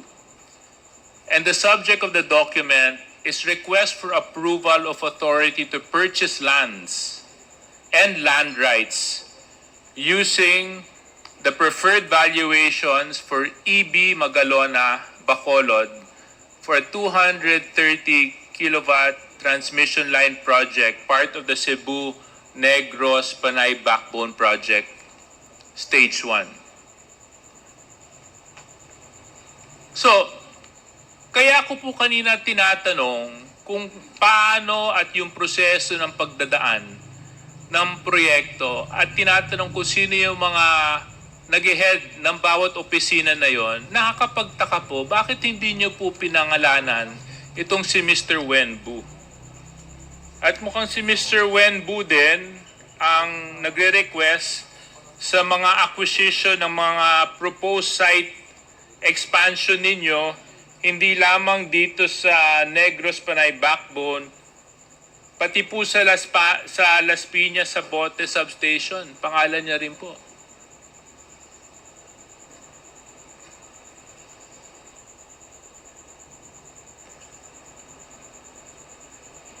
Your Honor, the date of the document is 2014. Yes.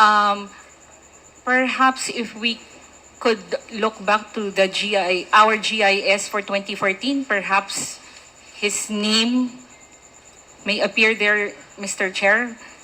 Is it? But I just find it a little bit how do you say it? It leaves a very bad taste in the mouth.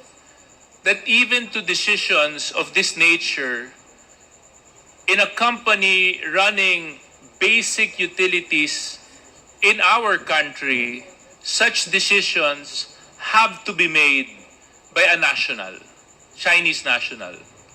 Bakit hindi po ba ito pwede ipagkatiwala sa Pilipino? Pati po ba yung pagbibili ng lupa? Sila na rin po ang magdidesisyon?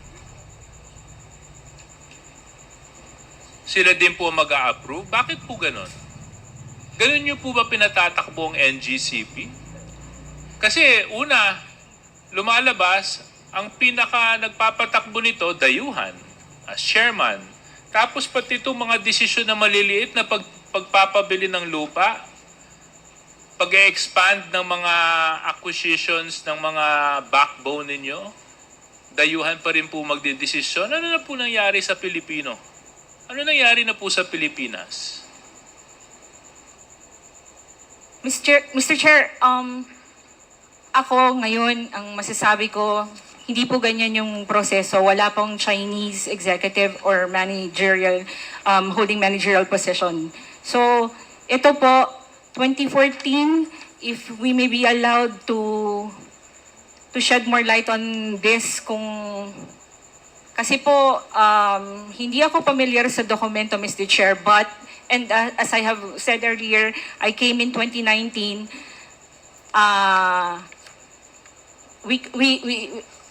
there can be an explanation for this, Mr. Chair. Pero ngayon, Mr. Chair, wala po kaming nasa opisina ng Mr. Wenbo. Hindi po siya ang for authority to purchase land. Wala na pong hindi po ganito yung proseso ngayon, Mr. Chair.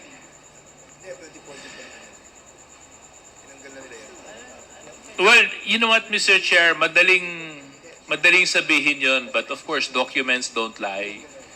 And we find ourselves in a very peculiar situation right now where sovereignty is a very sensitive topic in our country. Right now, just across Zambales, where Congressman J. Kong-Hun represents, we spotted again one of the largest Chinese warships. So are they actually really in our seas or are they actually in our system? Are they even deciding certain decisions that should be left for Filipinos to decide? These are issues that are very sensitive to me, Mr. Chair, dahil ang maapektuhan po dito ay bawat Pilipino. Kaya nga gusto ko rin po malaman, Mr. Chair, kung paano po ba ang proseso ng pagdedesisyon at kung sino ang nagdedesisyon para sa NGCP. So, anyway, Mr. Chair, I will leave that point and I will proceed to the next.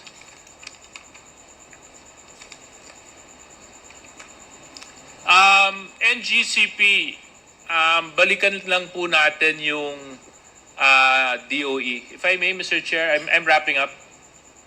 Okay. Maybe another, I should be done by around 8 o'clock, so not to worry. DOE, I just want to go back to the performance evaluation of NGCP. Who determines the projects that NGCP should put up? Are we following a power development plan based on a Philippine development plan? Can you please enlighten me? Well, Mr. Chair, on the hierarchy, di ba may Philippine development plan tayo? And under the Philippine development plan, there is a Philippine energy plan. And under the Philippine energy plan, there's several plans there, which are the different aspects of energy, which transmission, generation, distribution, no? And under the transmission TDP, no, meron din kang sinusunod na grid code, which is yun yung Biblia. I think the Power Boys know better about this, or even ERC. Yun yung guide, let's say, of the technical aspects of the grid. Like for example, when Panay blackout happened, yun yung sinusunod in protocols. Now, the TDP is based on is interrelated. So, sinusundan yan dapat yung kung ano yung the trajectory for generation, saka yung demand. Now, who prepares that? That will be Transcom, but now NGCP. And then NGCP is supposed to do it in consultation or coordination under their concession with Transco. And then sasubmit nila yan sa DOE for approval, sir. So those specifies already like which projects, ilang Yeah. voltahe niya, tapos kailan siya dapat matatapos. So what you're telling me is NGCP determines their own targets per year. Is that right to understand, Yusek Garin? Mr. Chair, not exactly unilaterally kasi you have to coordinate or synchronize that with the rest of the other plans. Kaya nga dapat it should have been a practice, no? Na kung sinabi mo na yan by 2020 na 25 ang completion, and the generation companies kasi look at TDP also. So kailangan yan hindi gumagalaw kasi magpapatayo sila ng coal power plant or whatever power plant, they will say na doon tayo magpatayo kasi nandun yung Ikaw ba, Yusek Garin, naniniwala na dahil sa moving targets yung hindi pagkukomplete ng mga proyektong ito, naka-epekto po ito sa kaunlaran ng ating bansa? Mr. Chair, yes, Mr. Chair. Because it affects the generation company. Because like for example, my good friend Congressman Rufus Rodriguez was very appreciative of the fact that Mindanao was finally connected to the Visayas. But when I looked back at that slide, that project should have been completed in 2016. Tama ba yun? Does my recollection serve me right? Yes, Mr. Chair. I think 6 years, 5 years delay or something like that. Mr. So Chair. finally it's complete. My good friend is appreciative that it's complete, but my God, it's 5 years delayed. Mr. Chair. Yes. If you, with your kind indulgence, Mr. Chair, when you have, we have a market kasi, no? That's what we call in sa WESM, and IMAP is the one handling that. So, may variation yan ng prices, and the prices are affected because of these delays, and that can be actually shown by IMAP. They have a presentation on how much is the effect of the delay, for example, for Mindanao, Hermosa San Jose, I think, and also of Panay Negros. They have that on file. They have calculations of how much is the impact on the price of electricity on the generation side because of the delay, Mr. Chair. Kasi siyempre, alam mo, hindi naman tayo mauubusan ng dahilan para sabihin ng isang proyekto hindi matapos eh. Kaso lang ang problema ho, ang dahilan, hindi nakakapagbigay ng solusyon yun sa problema ng tao eh. Ang dahilan is only a reason. What you're actually looking for is substantial results. And that's what the Filipino people should be holding on to. Substantial results. So, now, on my point, I remember the time when I was a governor, Mr. Chair, and I would just like to end my interpellation. Alam nyo, meron akong dalawang niligawan na dayuhang kumpanya na magtayo ng kumpanya to so, hindi individual. Para pumasok. Diba? So nagtayo na po sila ng kanilang infrastructures, they developed a large area in the province, and only to find out that they couldn't connect to the grid. And for years, they were hoping that NGCP would put up the facility so they could connect to the grid. It took so long a time, Mr. Chair. It took so long a time, mukhang magsasara na po yung kumpanya na yon. So ang ibig sabihin po dito, kung nais mo pumasok sa energy sector at hindi mahaba ang PC mo, malulugi ka talaga. Meron din pong nagnanais na magtayo ng renewable energy dun sa dulong bahagi ng aming probinsya. Solar power. Natatakot naman po sila mag-invest kasi wala pa po yung NGCP. So these are questions of development. Now, if NGCP can't improve the service that they provide, which is basic to every Filipino, Mr. Chair, it is only but right for us to review their franchise, to review their concession agreement. Because this is the only way for us to make sure that we're actually getting, the best service for every Filipino, Mr. Chair.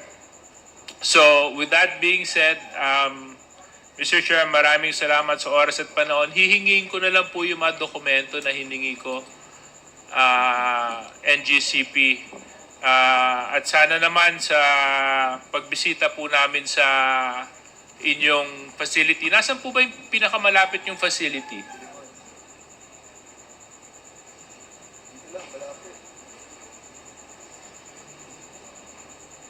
Yung meron po sa Diliman, yun po yung sa Luzon. Doon po kayo nagtatrabaho?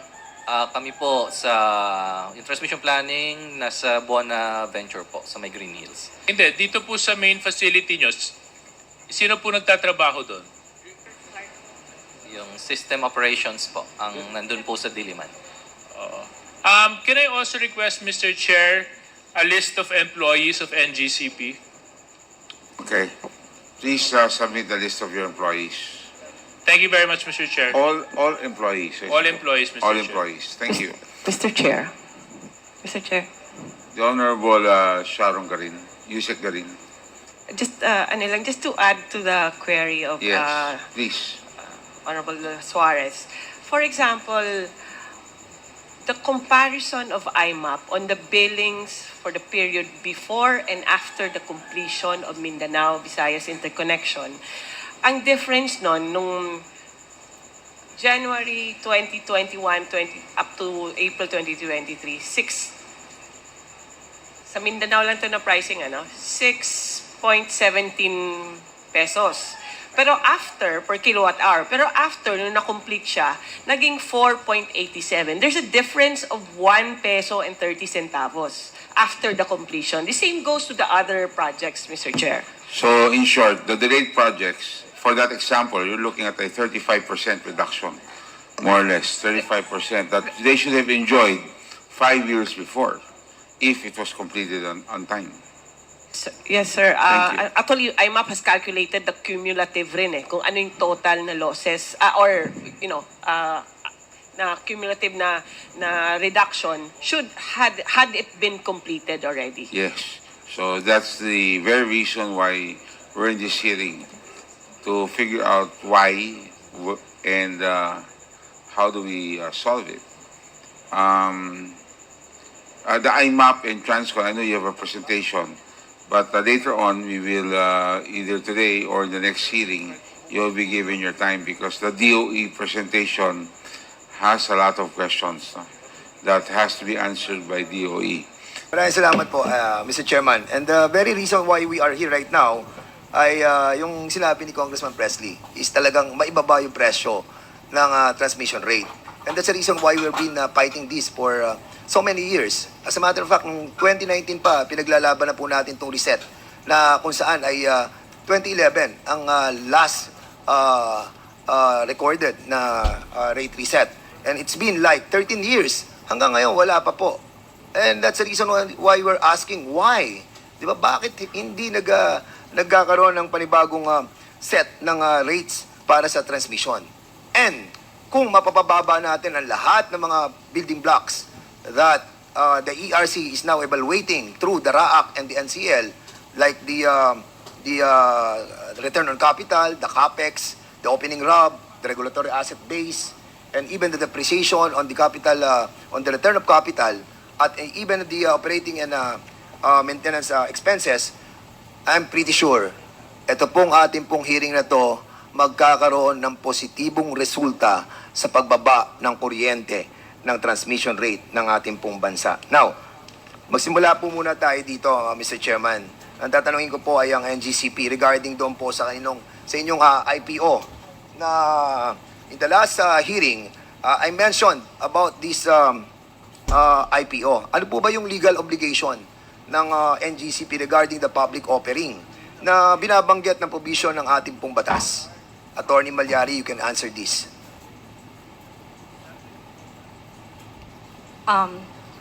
Your Honor, may I open our franchise law? Just give me 30 seconds. Sure. Simple lang po yan, Attorney Malyari. It's about the franchise law under Section 8.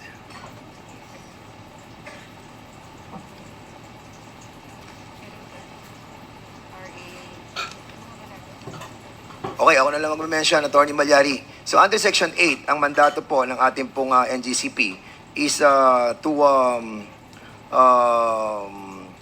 offer sa public yung ating pong share of stock. At ito po ay within 10 years from the commencement of its operation.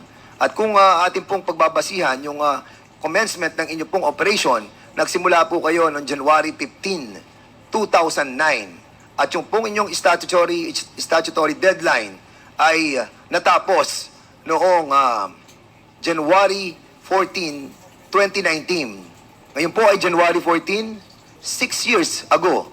Doon po natapos yung inyong pong deadline para po sa tinatawag mo nating pagpasok po ninyo sa IPO na siya pong tinakda ng Section 8 under Republic Act 9511. So ngayon, Attorney Malyari, I will be asking you a question. Why is this public offering requirement was imposed by law? Ano po ba yung sinasabi nating purpose behind it? Bakit tayo minamandato ng public offering?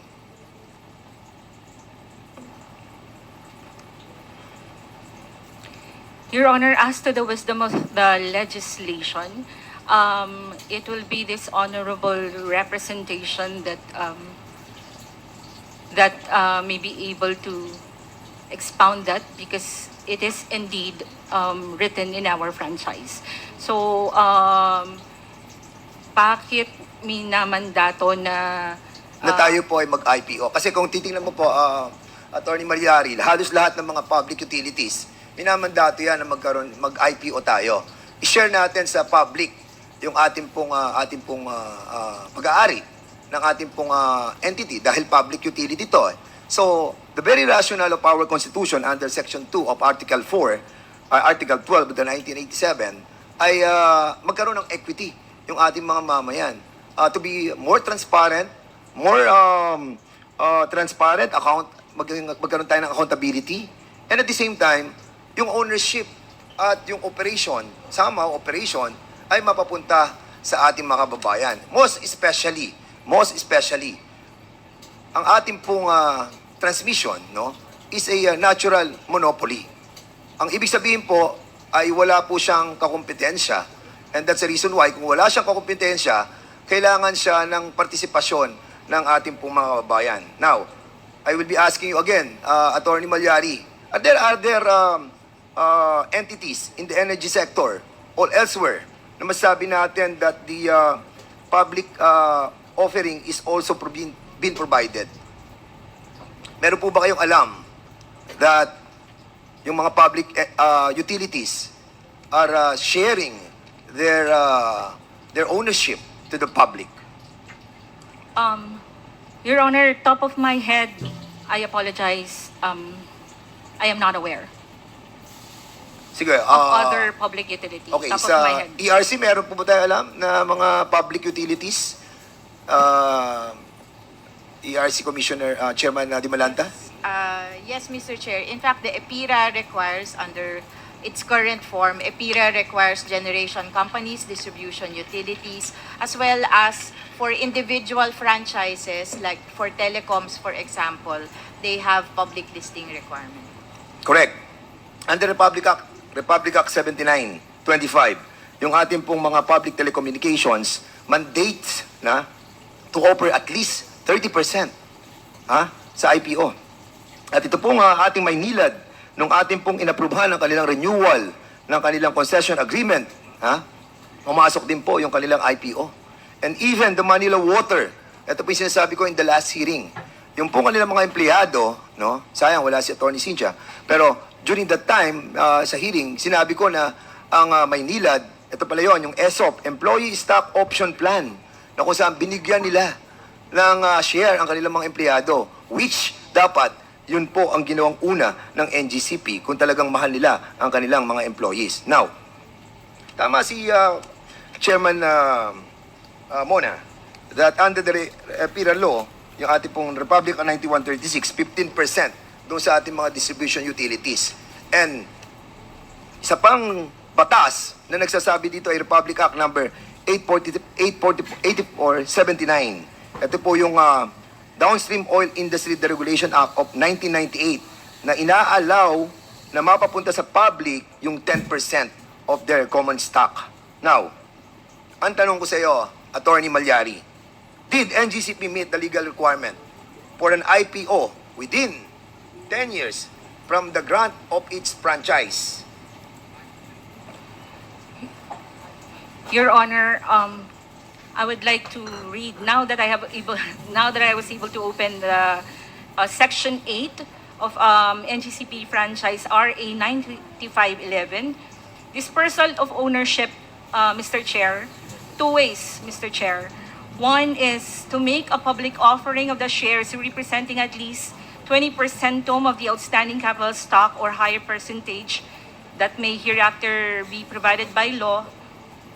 And there's another, Mr. Chair, provided that the listing in the PSE of any company which directly or indirectly owns or controls at least 30% of the outstanding shares of stock of the grantee shall be considered full compliance. Alright. So, tatanungin lang kita, Attorney Malyari. Simple lang yung tanong ko. Did NGCP meet the legal requirement for an IPO within the 10 years period that was mentioned in Section 8, Republic Act 9511? Yes or no? Your Honor, our legal position is yes. Yes, your legal position is yes. Correct. Now, nung November 13, 2018, para maintindihan po ng ating mga kasamahan at mga nanonood sa atin, para at least maging klaro po.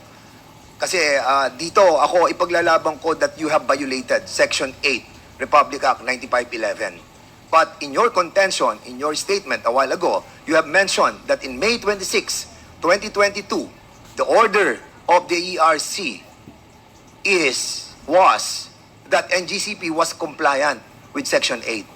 But that was in contrast with the decision of the ERC on March 10, 2021, when they rejected your motion for reconsideration when you filed a petition on November 13, 2018. Now, ang tanong ko sa iyo, Attorney Malyari, ano ang final nyo nung November 13, 2018 sa ERC with regards to this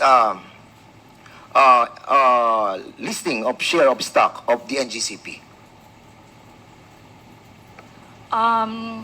Mr. Chair, I am not the counsel that personally Who is the proper person to answer my query? Mr. Chair, can you just give me one minute, Mr. Chair? Nanginginig si attorney Nako. Delikado kayo ngayon. Dapat kasi tanggalin yung mga tsikwa dyan Ibalik na lang sa gobyerno ang pag-aari ng NGCP. Bakit kailangan kasi yung mga para padadaliin ko na to. Alam ko naman sagot sa mga tanong ko. I just wanted to find out if you know my questions.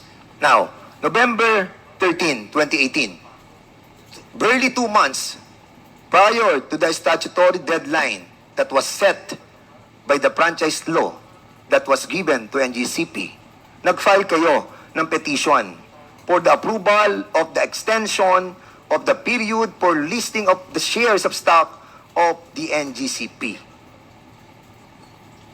Under this petition, ang inyong prayer ay ma-extend po yung period ng listing ng inyong pong shares of stock. Are you familiar with this? Now that you're mentioning, Mr. Chair, I'm taking your word as is. Alright. Chair. Now, tanong ko sa commission, ERC.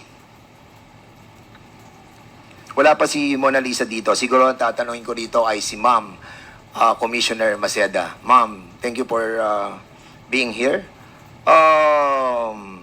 Ano Ano po naging aksyon ng komisyon on this petition for extension of the listing of shares of stock of NGCP?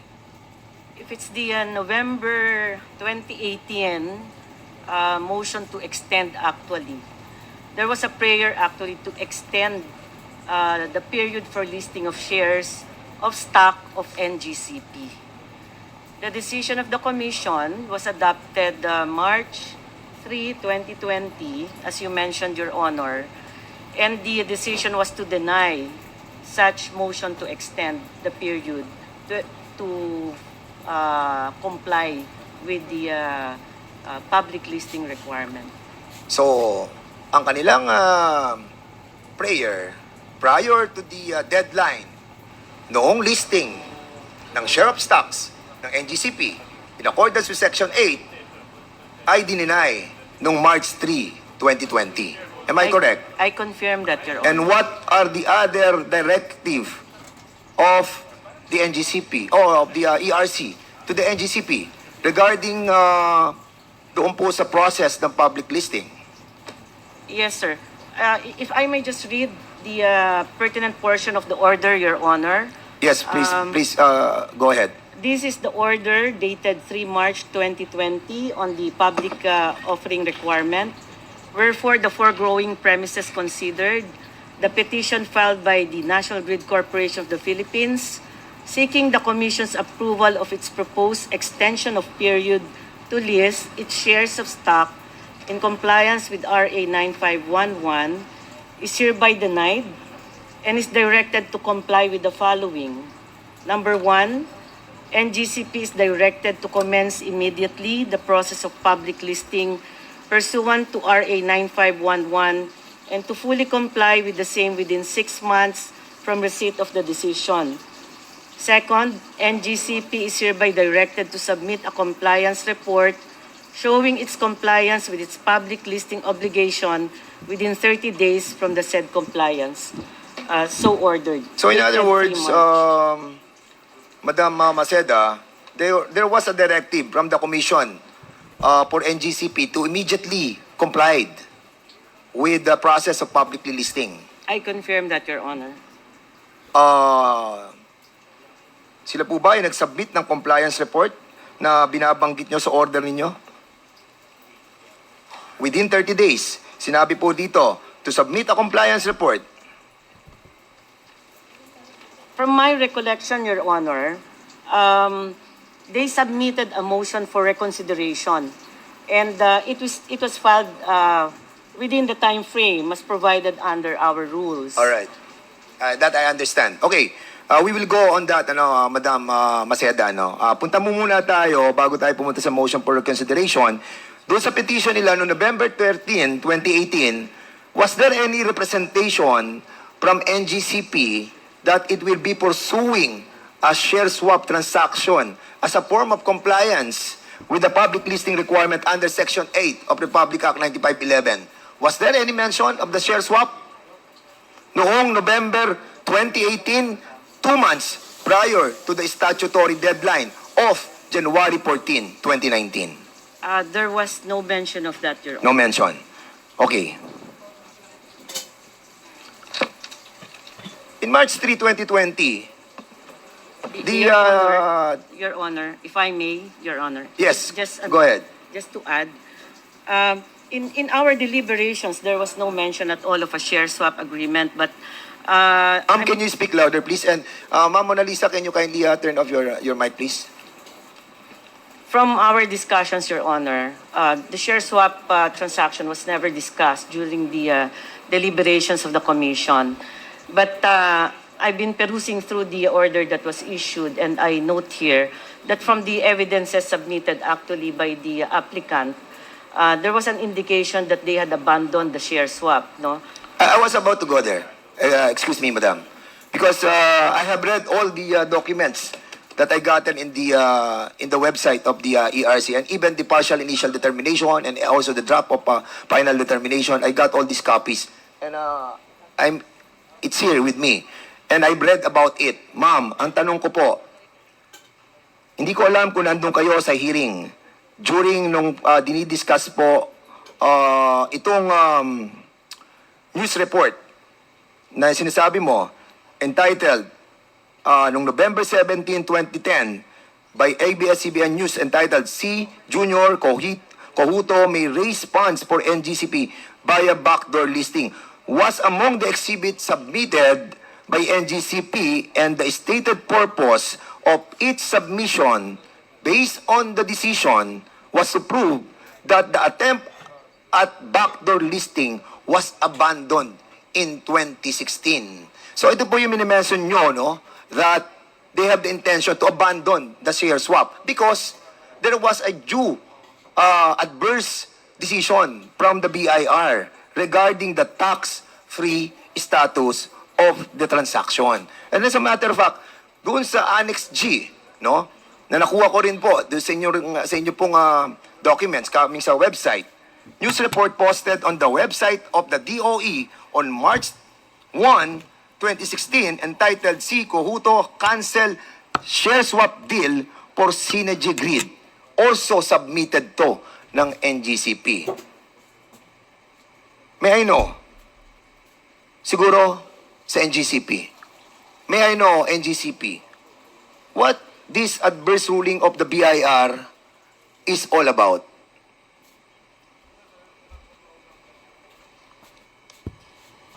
Delikado kayo ngayon. Kasi nabandon po niyo yung share swap noong Allah. 2020 yes. May I know the year, Your Honor? 2016? The NGCP attempt the backdoor listing noong 2016. Pero inabandon po nila at pagkatapos po, kinancel na po nila yung share swap. Pero dito po, nakikita po natin na ibinalik natin yung share swap. You abandon the share swapping methodology because here sa submission nyo po sa ERC, you have mentioned the adverse ruling of the BIR. So, ang tinatanong ko po, ano po yung adverse ruling ng BIR about doon po sa tax-free status of this transaction? Your Honor, I have no information insofar as that one, but given we will provide, Your Honor, we'll look in our files, Your Honor. Attorney, are you the proper person to be representing NGCP? Kasi kanina ko pa napapansin, lahat paiwas yung tanong sagot nyo Allah. Your Honor, hindi po sa umiiwas Because na this po. is one of the alleged violation that was committed by NGCP. Section 8 of Republic Act 9511, we discussed that in the last hearing. And this issue, we tackled in the last hearing.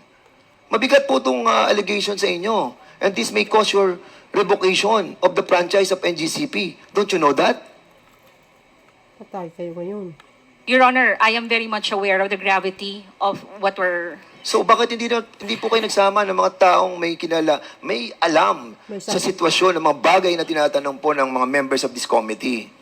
May something, Anyway, something yan I hope that next time na po, sana po, mapadala po yung mga tamang tao. ERC, wouldn't you say that it was apparent for this evidence kanina na binanggit po natin that yung pong submitted voluntarily by NGCP, kasi sila po nag-submit nito that they had abandoned the share swap as an alternative to the public listing requirement? Your Honor, I'm looking at the order of March 3, 2020, and yes, I confirm that there's an enumeration of exhibits or evidences submitted to us. And among them, as you had mentioned earlier, I think that's Annex G and Annex D. Yes. Yes, it appears in our order that NGCP submitted that and that there was a notation that the attempt at backdoor listing was abandoned in 2016 due to an adverse BIR ruling regarding the tax-free status of the transaction. I don't recall this being questioned by NGCP in its motion for reconsideration. So, ang tanong natin sa NGCP with that, kino-confirm mo, NGCP, did you comply with the directives of the Commission on its decision dated March 3, 2020, na kung saan sinasabi, pumasok na po tayo sa IPO. Mag-IPO na tayo dahil lang sinasabi ng Section 8. Nag-comply po ba kayo? Yes, Your Honor.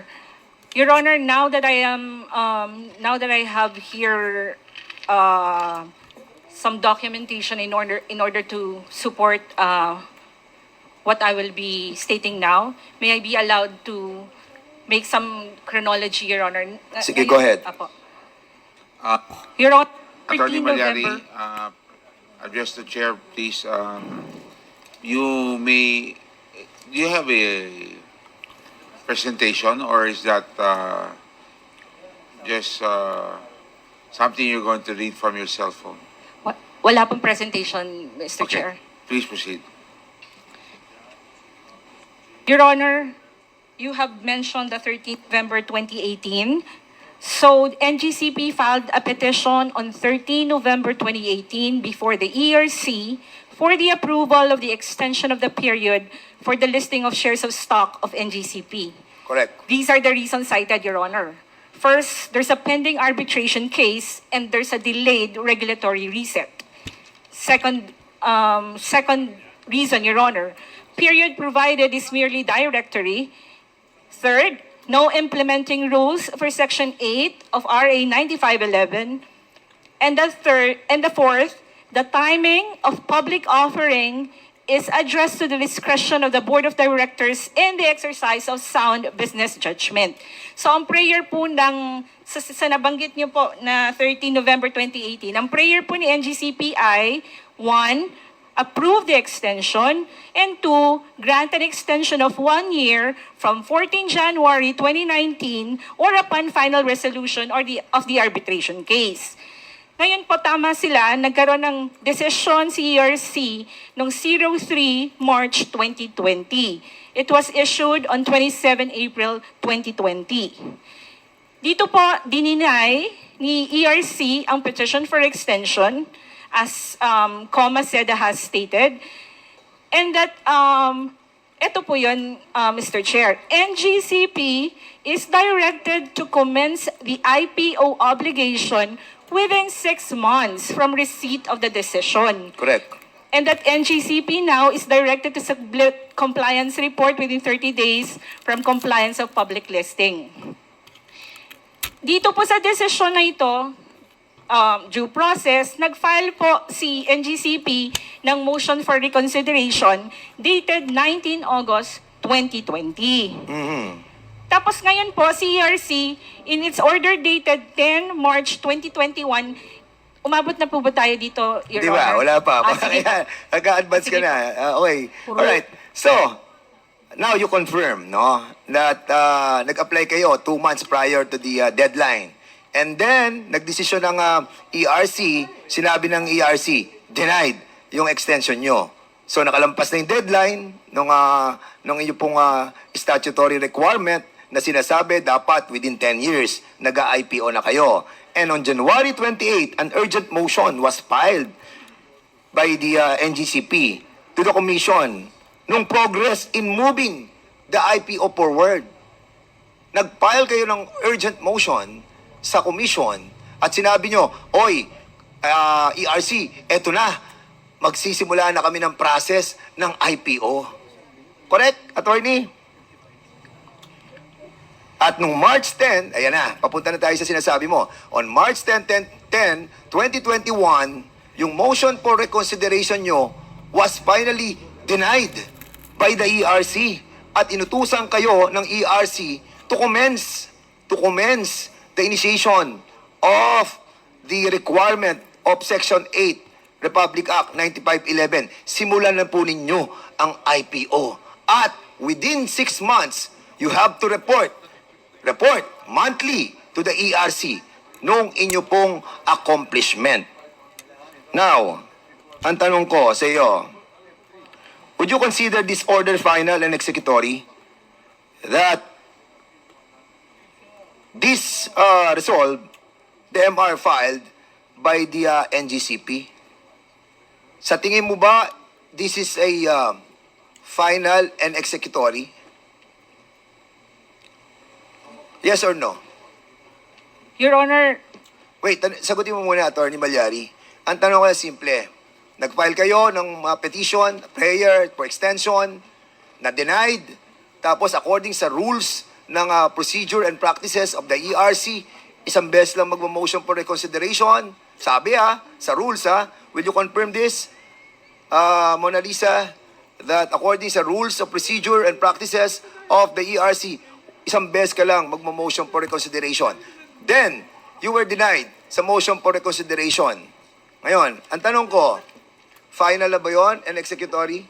In the same order, Your Honor. No, wait. I'm asking you. Yes or no? Yes, Your Honor, and we were given 6 months. Wait. Before you explain, let me hear your answer. So I'm asking you, final and executory na po ba yun? Yes or no? Opo. Okay, yes. Now you can explain. And in the same order, okay po. So, tuloy ko lang po yung chronology. So, in the ERC order dated 10 March 2021, which was received on 14 March 2021, the ERC denied NGCP's MR of the decision dated 3 March 2020, and that the following are maintained by the ERC in its ruling. Among others, NGCP was given 6 months from receipt of the order instead of the receipt of the 3 March 2020 to complete the public listing process or on before November 10, 2021. Yes, At dito okay. rin po, in order po kami to submit a compliance report every fifth po of the month for the 6-month compliance. Alright, thank you. So at least klaro po na binanggit po natin, nagkaroon na ng order na final and executory yung pong desisyon ng March 10, 2021 ng ERC. Now, and it was directing the NGCP to complete its compliance with the IPO requirements until the successful listing thereof. Yun ang sinabi ng ERC At dito, hindi sinabi. It did not say any IPO or any alternative thereto as may be allowed under the law. So ngayon, ang tanong ko sa commission, what was the basis of the commission in explicitly requiring an IPO and not just an alternative? Ito sa mga majority who have decided dito, siguro tatanungin ko si Puentes, si Commissioner Puentes. Commissioner Puentes. Yes, Your Honor. Ano naging basis ninyo? What was the basis of the commission in explicitly requiring an IPO and not just an alternative thereto? Bakit nyo ni-require ng IPO ang NGCPO? At yun na sinabi nyo. Sabi nyo, walang extension. Motion for reconsideration, denied. Final and executory. Tapos sabi nyo, proceed with the IPO. Within 6 months, dali ng listing sa ERC. Bakit yung po naging desisyon na require nyo sila ng IPO? Your Honor, At walang ibang alternative. Yun ang desisyon nyo. Walang ibang alternative. Bakit yun ang desisyon nyo? Your Honor, yung sa IPO naman, nakasaad naman yung sa batas. And then there was deliberation wherein this was presented to us and that is why we... Hindi ang tinatanong that ko, decision. Commissioner Puentes, malayo na yung sinasagot mo. Ang tinatanong ko, bakit nyo ni-require sila ng IPO? Kasi dito, sa decision nyo, sa March 10, 2021, nire-require nyo sila na mag-IPO na. At nagkaroon nga sila ng urgent motion noong January 28, 2021 Ini-inform ang commission na sinasabi niya, ERC, andito na kami. Nagpo-progress na yung aming nagpo-progress na yung aming IPO. Ha? At as a matter of fact, according sa inyong decision na binasa ko, they have already, ito ang sinabi ng NGCP, for your information, take note that the commission acknowledged NGCP's good faith effort to comply with the IPO requirement, citing the following actions. Ito na yung mga ginawa nila action para sa IPO. Engagement of financial advisor, shortlisting of joint global coordinators, finalization of acquisition of legal counsel, submission of a detailed grant chart with timelines, and commitment to fully onboard external advisors. And additionally, Commissioner Puentes, ito ang inyong inimbestigahang witness na galing mismo sa NGCP, si Mr. Eduardo Francisco, who is an expert. Expert siya sa IPO. At sinabi ni Eduardo P. Francisco, who stated that NGCP required more time as the NGCP IPO will be unprecedented in terms of scale. Do you remember this, Commissioner Prentes, Commissioner Digal, Commissioner Lumbatan? Do you remember this? Reply. Mr. Chair, Your Honors, if I may be recognized to respond. Yes. For the record. Recognized. Thank you. Yes, Chair. I am Commissioner Digal of the ERC po. Yes, Mr. Chair, Your Honors, we do remember that we have considered several inputs of consultants then on the public offering of NGCP in deciding whether or not they were compliant. So, you are gearing toward the IPO with your March 10, 2021 decision. I think the wordings in the order referred to public... Tanong ko sa iyo, Commissioner Digal, you are gearing toward IPO with your decision of March 10, 2021. Yes or no? Yes. Yes. And if I may explain... Yes, go ahead. Because the documents then submitted to our offices and the position or arguments of the NGCP then they were already starting and they have made studies on conducting it. Correct. And as a matter of fact, tama yung sinabi mo. Ito ang sinabi nyo. Sabi nyo, the March 10, 2021 order of the Commission was also very clear in stating that other activities were included by the BDO Capital to ensure a successful IPO and not merely the listing of such with the PSE. So in other words, eto na nagsisimula na sila ng IPO. Di ba? Noong March 10, 2021. So ang ibig po sabihin, kung nagsisimula na po sila ng IPO, which you all relied on the statements of the NGCP, ang tanong ko sa NGCP, did the IPO proceed? Your Honor, sagutin mo muna, Attorney Malyari. Did the IPO proceeded? may interlocutory, Your Honor. No. Tanongin mo muna, yes or no lang, tapos saka mo explain. Did the IPO proceeded? The IPO... Yes or no? Sorry, Your Honor, I'm trying to make yes a complete or no, sentence. then explain. The Tuloy IPO mo as ba- contemplated under... Wait. Hindi tayo magkakaintindihan hanggang hindi mo muna sinasagot ang aking katanungan. Did the IPO proceeded? Yes or no? As contemplated in the order, hindi po. And if I may explain. Hindi. Kaya, hindi sa order. Ang tinatanong ko, kasi in-orderan kayo, di ba? Na proceed with the IPO. Kasi nga, nag-ano kayo nag-witness kayo Ang sabi ni Eduardo Francisco, yung inyong expert, nagpo-proceed na po kami sa IPO, nasa initial stage na po kami, and we will be earning or we will have investor like $1 billion coming from the different investor. So ngayon, nandito po report nabasa ko lahat At ang sinasabi nyo, nasa stage na kayo ng IPO. Ang tinatanong ko, nag-proceed ba kayo sa IPO? Sabi mo, no. Di ba? Then now, explain. Your Honor, ituloy ko lang po yung chronology. After the ERC order dated 10 March 2021, NGCP now filed a motion for clarification to allow... Wait.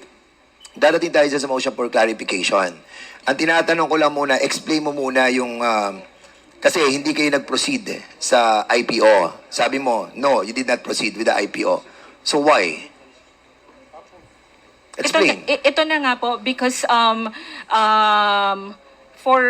we wanted to be clarified whether we can be allowed insofar as the alternative mode under Section 8 of RA 9511.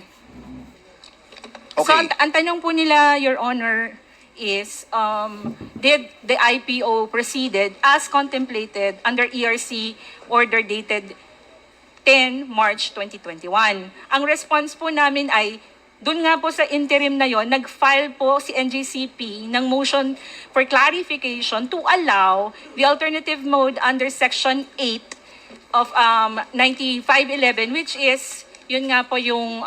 Wait, Attorney Malyari. Yes po. What is the motion for clarification all about?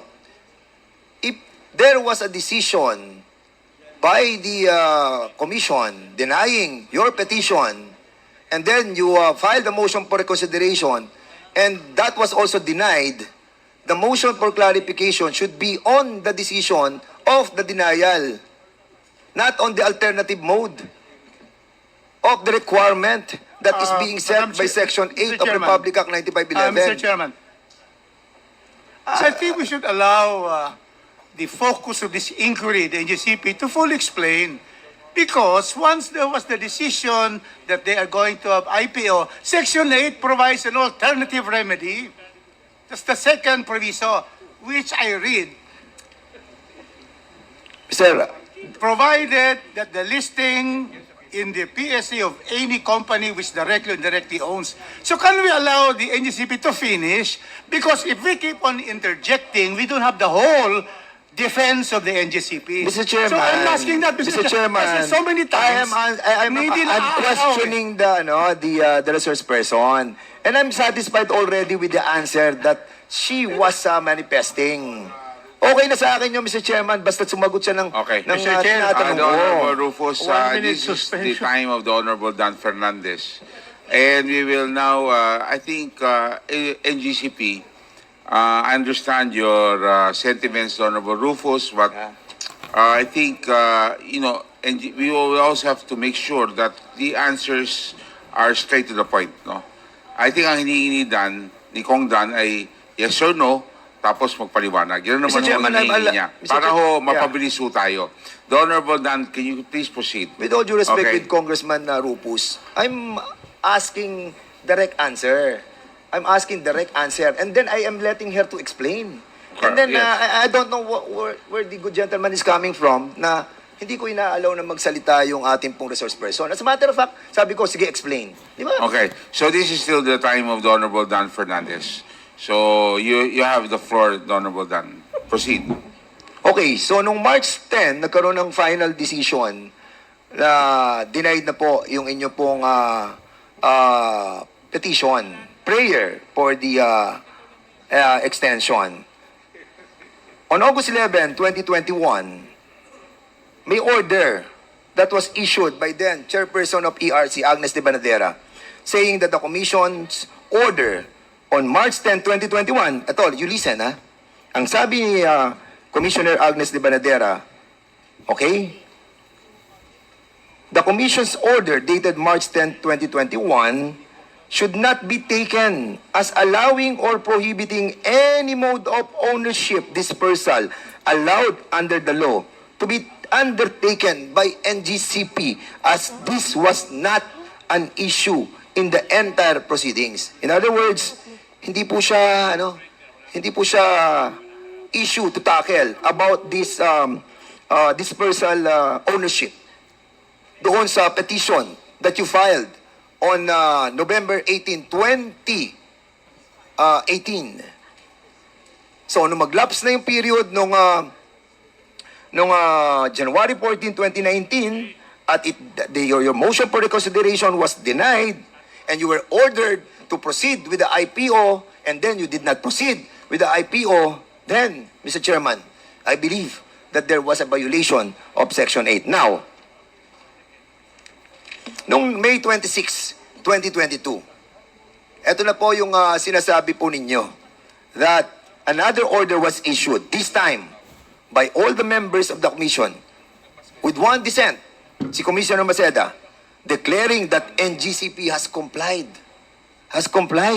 with the dispersal of ownership provided under Section 8 of Republic Act number 9511 based on SGP's indirect ownership of 40.20% of the outstanding capital stock of the NGCP. Now, may I know from the member of the majority who have decided, who reached this conclusion, dun sa March 2021 order, sinabi nyo they have explicitly directed NGCP to complete its compliance with the initial public offering requirements until the successful listing thereof. Now, you have decided dito po sa May 26, 2022, pwede po bang malaman anong naging reason ng ating pong tatlong commissioner?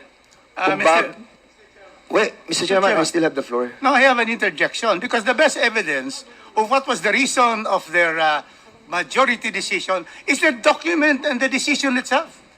We cannot be again asking them on this particular forum. Mr. Chairman, the best way is to find out, to have it read by the Secretary, that decision. Mr. Chairman. Because that is already the best evidence rule, Mr. Chairman. All right. Okay, ask Commissioner, sino pa bang hindi nakakasagot? Lumbatan. So, what is your reason for this? Kasi nagdesisyon na kayo nung okay, March 10, 2021, IPO na tayo. Proceed na kayo. And then suddenly, nung May 26, 2022, sinasabi nyo na hindi na, compliant na kayo. Meron na kayong pwede na kayo sa share swap. While sinabi nyo doon sa mga investigation nyo and hearings that were conducted by the NGCP, by the ERC, that share swap was already abandoned.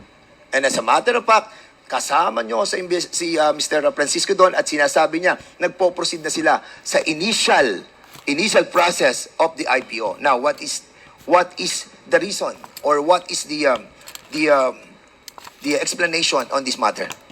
Thank you, Your Honor. Chair, if I may be recognized to respond to the question. Boss. Thank you, Mr. Chair. The Lumbatan, right? That is correct, Please. Mr. You Chair. are Thank you. recognized. Thank you very much. We have specified in our 10 March 2021 order, we have specified IPO because it was NGCP who elected to pursue the first mode of compliance, which is the public listing or the IPO. So, pinanghawakan ho namin yung sinasabi nila na mag-IPO kami. And thereafter, they were asking for extension to conduct or to comply with the IPO. Ngayon, ang sinasabi ho namin, hindi. Ngayon na kagad, gawin na ninyo. Now, we have arrived at the 26 May 2022 decision because prior to that, they have filed a motion for clarification, asking the Commission, if we have elected earlier IPO, are we now prohibited again to choose the alternative, which is the public listing of a company having at least 30% control of the company. The majority decision of the Commission, composed of myself, Commissioner Fuentes, and Commissioner Digal, including the former chair, Agnes de Vanadero, was that by earlier electing to pursue IPO, you did not necessarily abandon the alternative mode of compliance. And so, ang sabi ho namin, sige, dahil nga ito ang sinasabi sa franchise law ninyo, you may utilize the alternative mode. So, in 26 May 2022. Pero Commissioner Lumbatan, if I may, I got your point. Will you agree with me that the petition that was filed 2 months prior to the statutory deadline noong January 14, 2019, deadline na ang petition nila is for the extension of the period of listing of the shares of stock of NGCP. Opo. Wala silang sinabing share swap. Wala po. Correct. Kung wala silang sinabing share swap, yung alternative mode of the requirements of the Section 8, nag-expire yung January 14, 2019 na deadline. Di ba? Okay. Kaya nga nyo binigyan sila ng extension Bigyan nyo sila ng extension twice, 6 months, para to complete the process of the IPO. But they did not. Correct? Correct, Your Honor. Now, yun nga ang tanong ko dito The sudden as a matter of fact dito, kay Commissioner Digal, doon sa urgent manifestation nila, sinabi mo that NGCP is also, kasi nga, I think there was a deception in here because Ang sabi mo, Commissioner Digal, NGCP is also finalizing the engagement of legal counsels for the IPO and expect to finally onboard all external advisors for WID. Wala namang mention ng share swap eh. January 28, 2020, 2021 na to. So, ibig sabihin, hindi pinag-uusapan ng share swap. Diba? Will you confirm that you have said this? Kino-confirm mo lang na, IPO na. Diba? Tama, Commissioner Digal? If that is what is in the order, Chair. Yeah. And ganun din kay Puentes, Commissioner Puentes. Ang sinabi din ni Commissioner Puentes, for the record lang, para at least we have the basis for all of this. Ang sabi ni Commissioner Puentes, the IPO, ito, base doon sa desisyon na nandito, the IPO will be a singular opportunity both for the investing public and for NGCP. And the company seeks full and unhampered chance without pressure of constricted timelines under the pandemic to realize it. So again, there were walang mention ng share swap eh. Wala eh. No, the representation made by NGCP through this urgent motion and motion as well as the hearings conducted spoke lamang of the progress of the IPO. Yun lamang po ang pinag-uusapan. Now, kanina, dito po sa final order ng ERC, directing NGCP to complete its initial public offering within 6 months have become final and unappealable. Tanungin ko si Commissioner Maceda, since ikaw ay kasama doon sa mga nagdesisyon, naging final na po ba yung March 10, 2021 order ng ERC directing the NGCP to proceed with the IPO? Mr. Chairman, thank you for that question. I wasn't present actually when the Commission adopted the order of March 10, 2021. I was on leave on that day, Your Honor. But based on the rules of practice and procedure of the Commission, there can only be one motion for reconsideration. And once the Commission has ruled on such motion for reconsideration, the decision is final and executory. Unless, of course, the petitioner files for certiorari before the courts, which they did not do. So, meaning walang timely appeal or for certiorari or something? Wala po sa records namin yan. Instead, we got a motion for clarification po. So, the order became immutable, in other words? It's a final order, Your Honor, based on our rules of practice and procedure. So, yung NGCP's subsequent request for clarification, was it a, parang kasi, it's not merely an inquiry eh. Parang ang feeling ko, nung binabasa ko, parang effectively, they are suit to alter the decision eh. Because they injected the share swap, after which, the motion for reconsideration was denied. And then motion for clarification, to clarify the decision of the motion for reconsideration, then suddenly, the clarification deals with the decision making. Am I correct? I issued a dissenting opinion, Your Honor, so my answer will be very biased. I would tend to agree with that observation. Because once we issue a final order arising from a motion for reconsideration, and such order is very specific as to the directives, we cannot change what's in that order when we clarify questions, let's say from petitioners. But in this case, Your Honor, there was an order for a very specific mode of public offering, which is through initial public offering. Naka-indicate po dun sa order kasi yun. So, given that, if there was a motion for clarification, the Commission should clarify on the basis of that directive to initiate the IPO. Correct.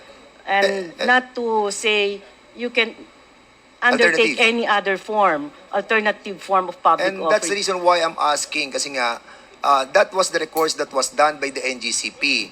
the motion for clarification. The motion for clarification is to clarify the decision for the motion for reconsideration that was denied. But there was what do you call that? Parang amendment of the decision by inserting if they can have an alternative mode of the requirements of the section 8. But anyway,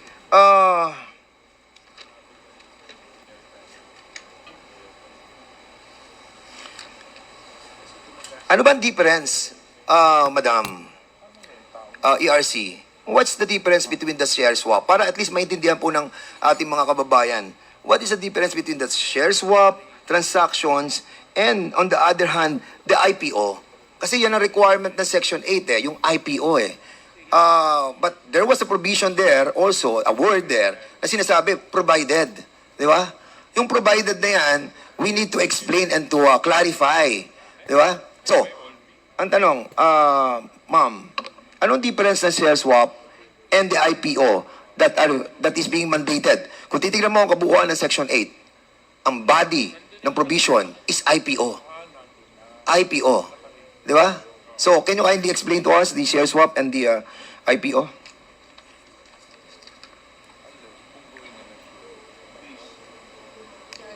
ERC, who would like to respond to the question of the Honorable Dan? Thank you, Your Honor. The Honorable Maceda.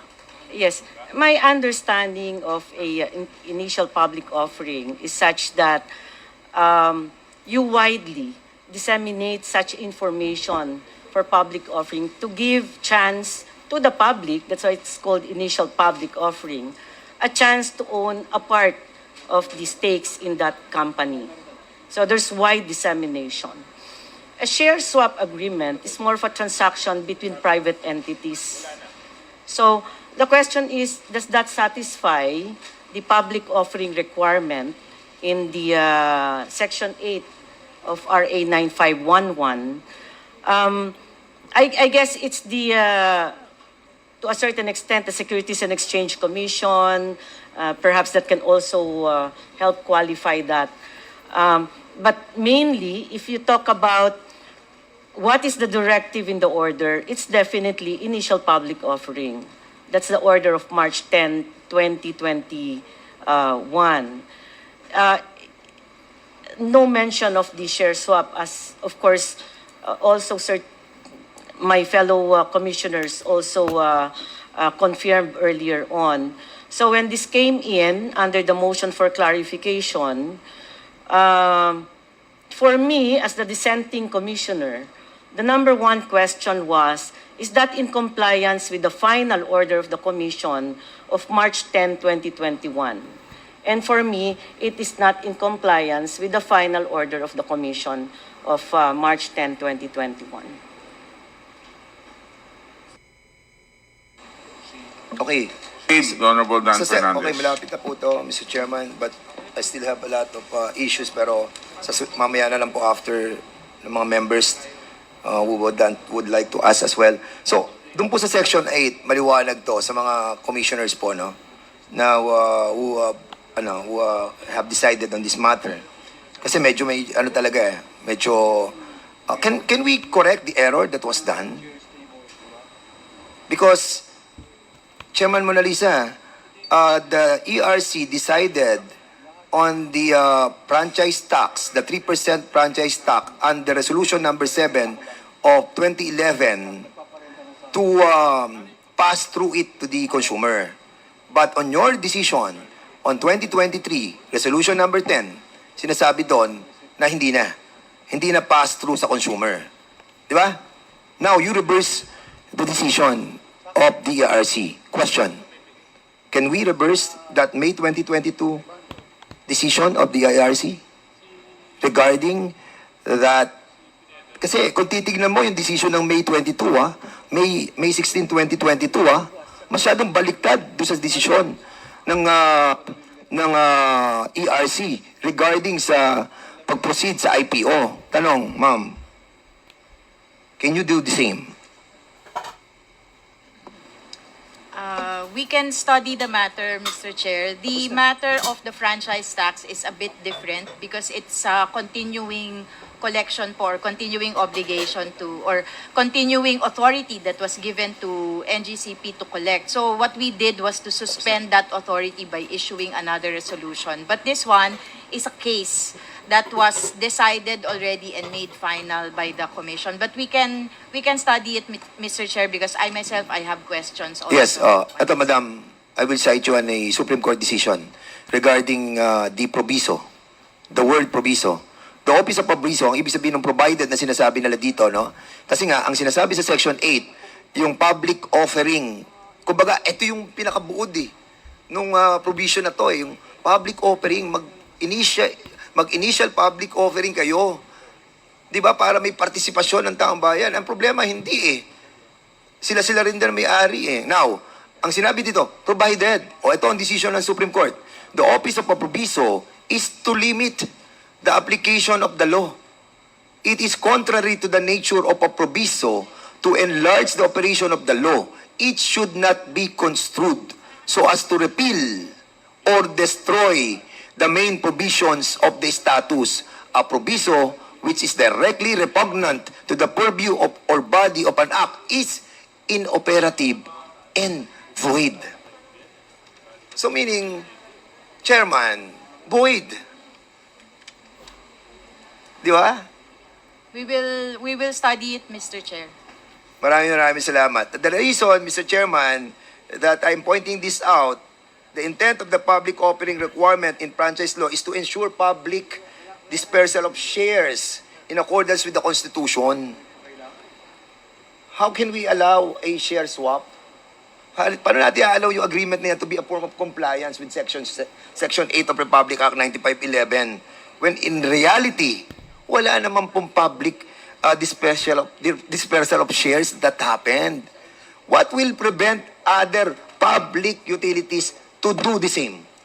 Sabihin ng Maynilad, sabihin ng Meralco, sabihin ng iba pang public utilities, ay, magsi-share swap na rin kami. Share swap na lang para kami rin na may-ari. Di ba? And that's my point, Mr. Chairman. We cannot allow this. Maraming salamat po. Thank you, Honorable Dan Fernandez. The Chair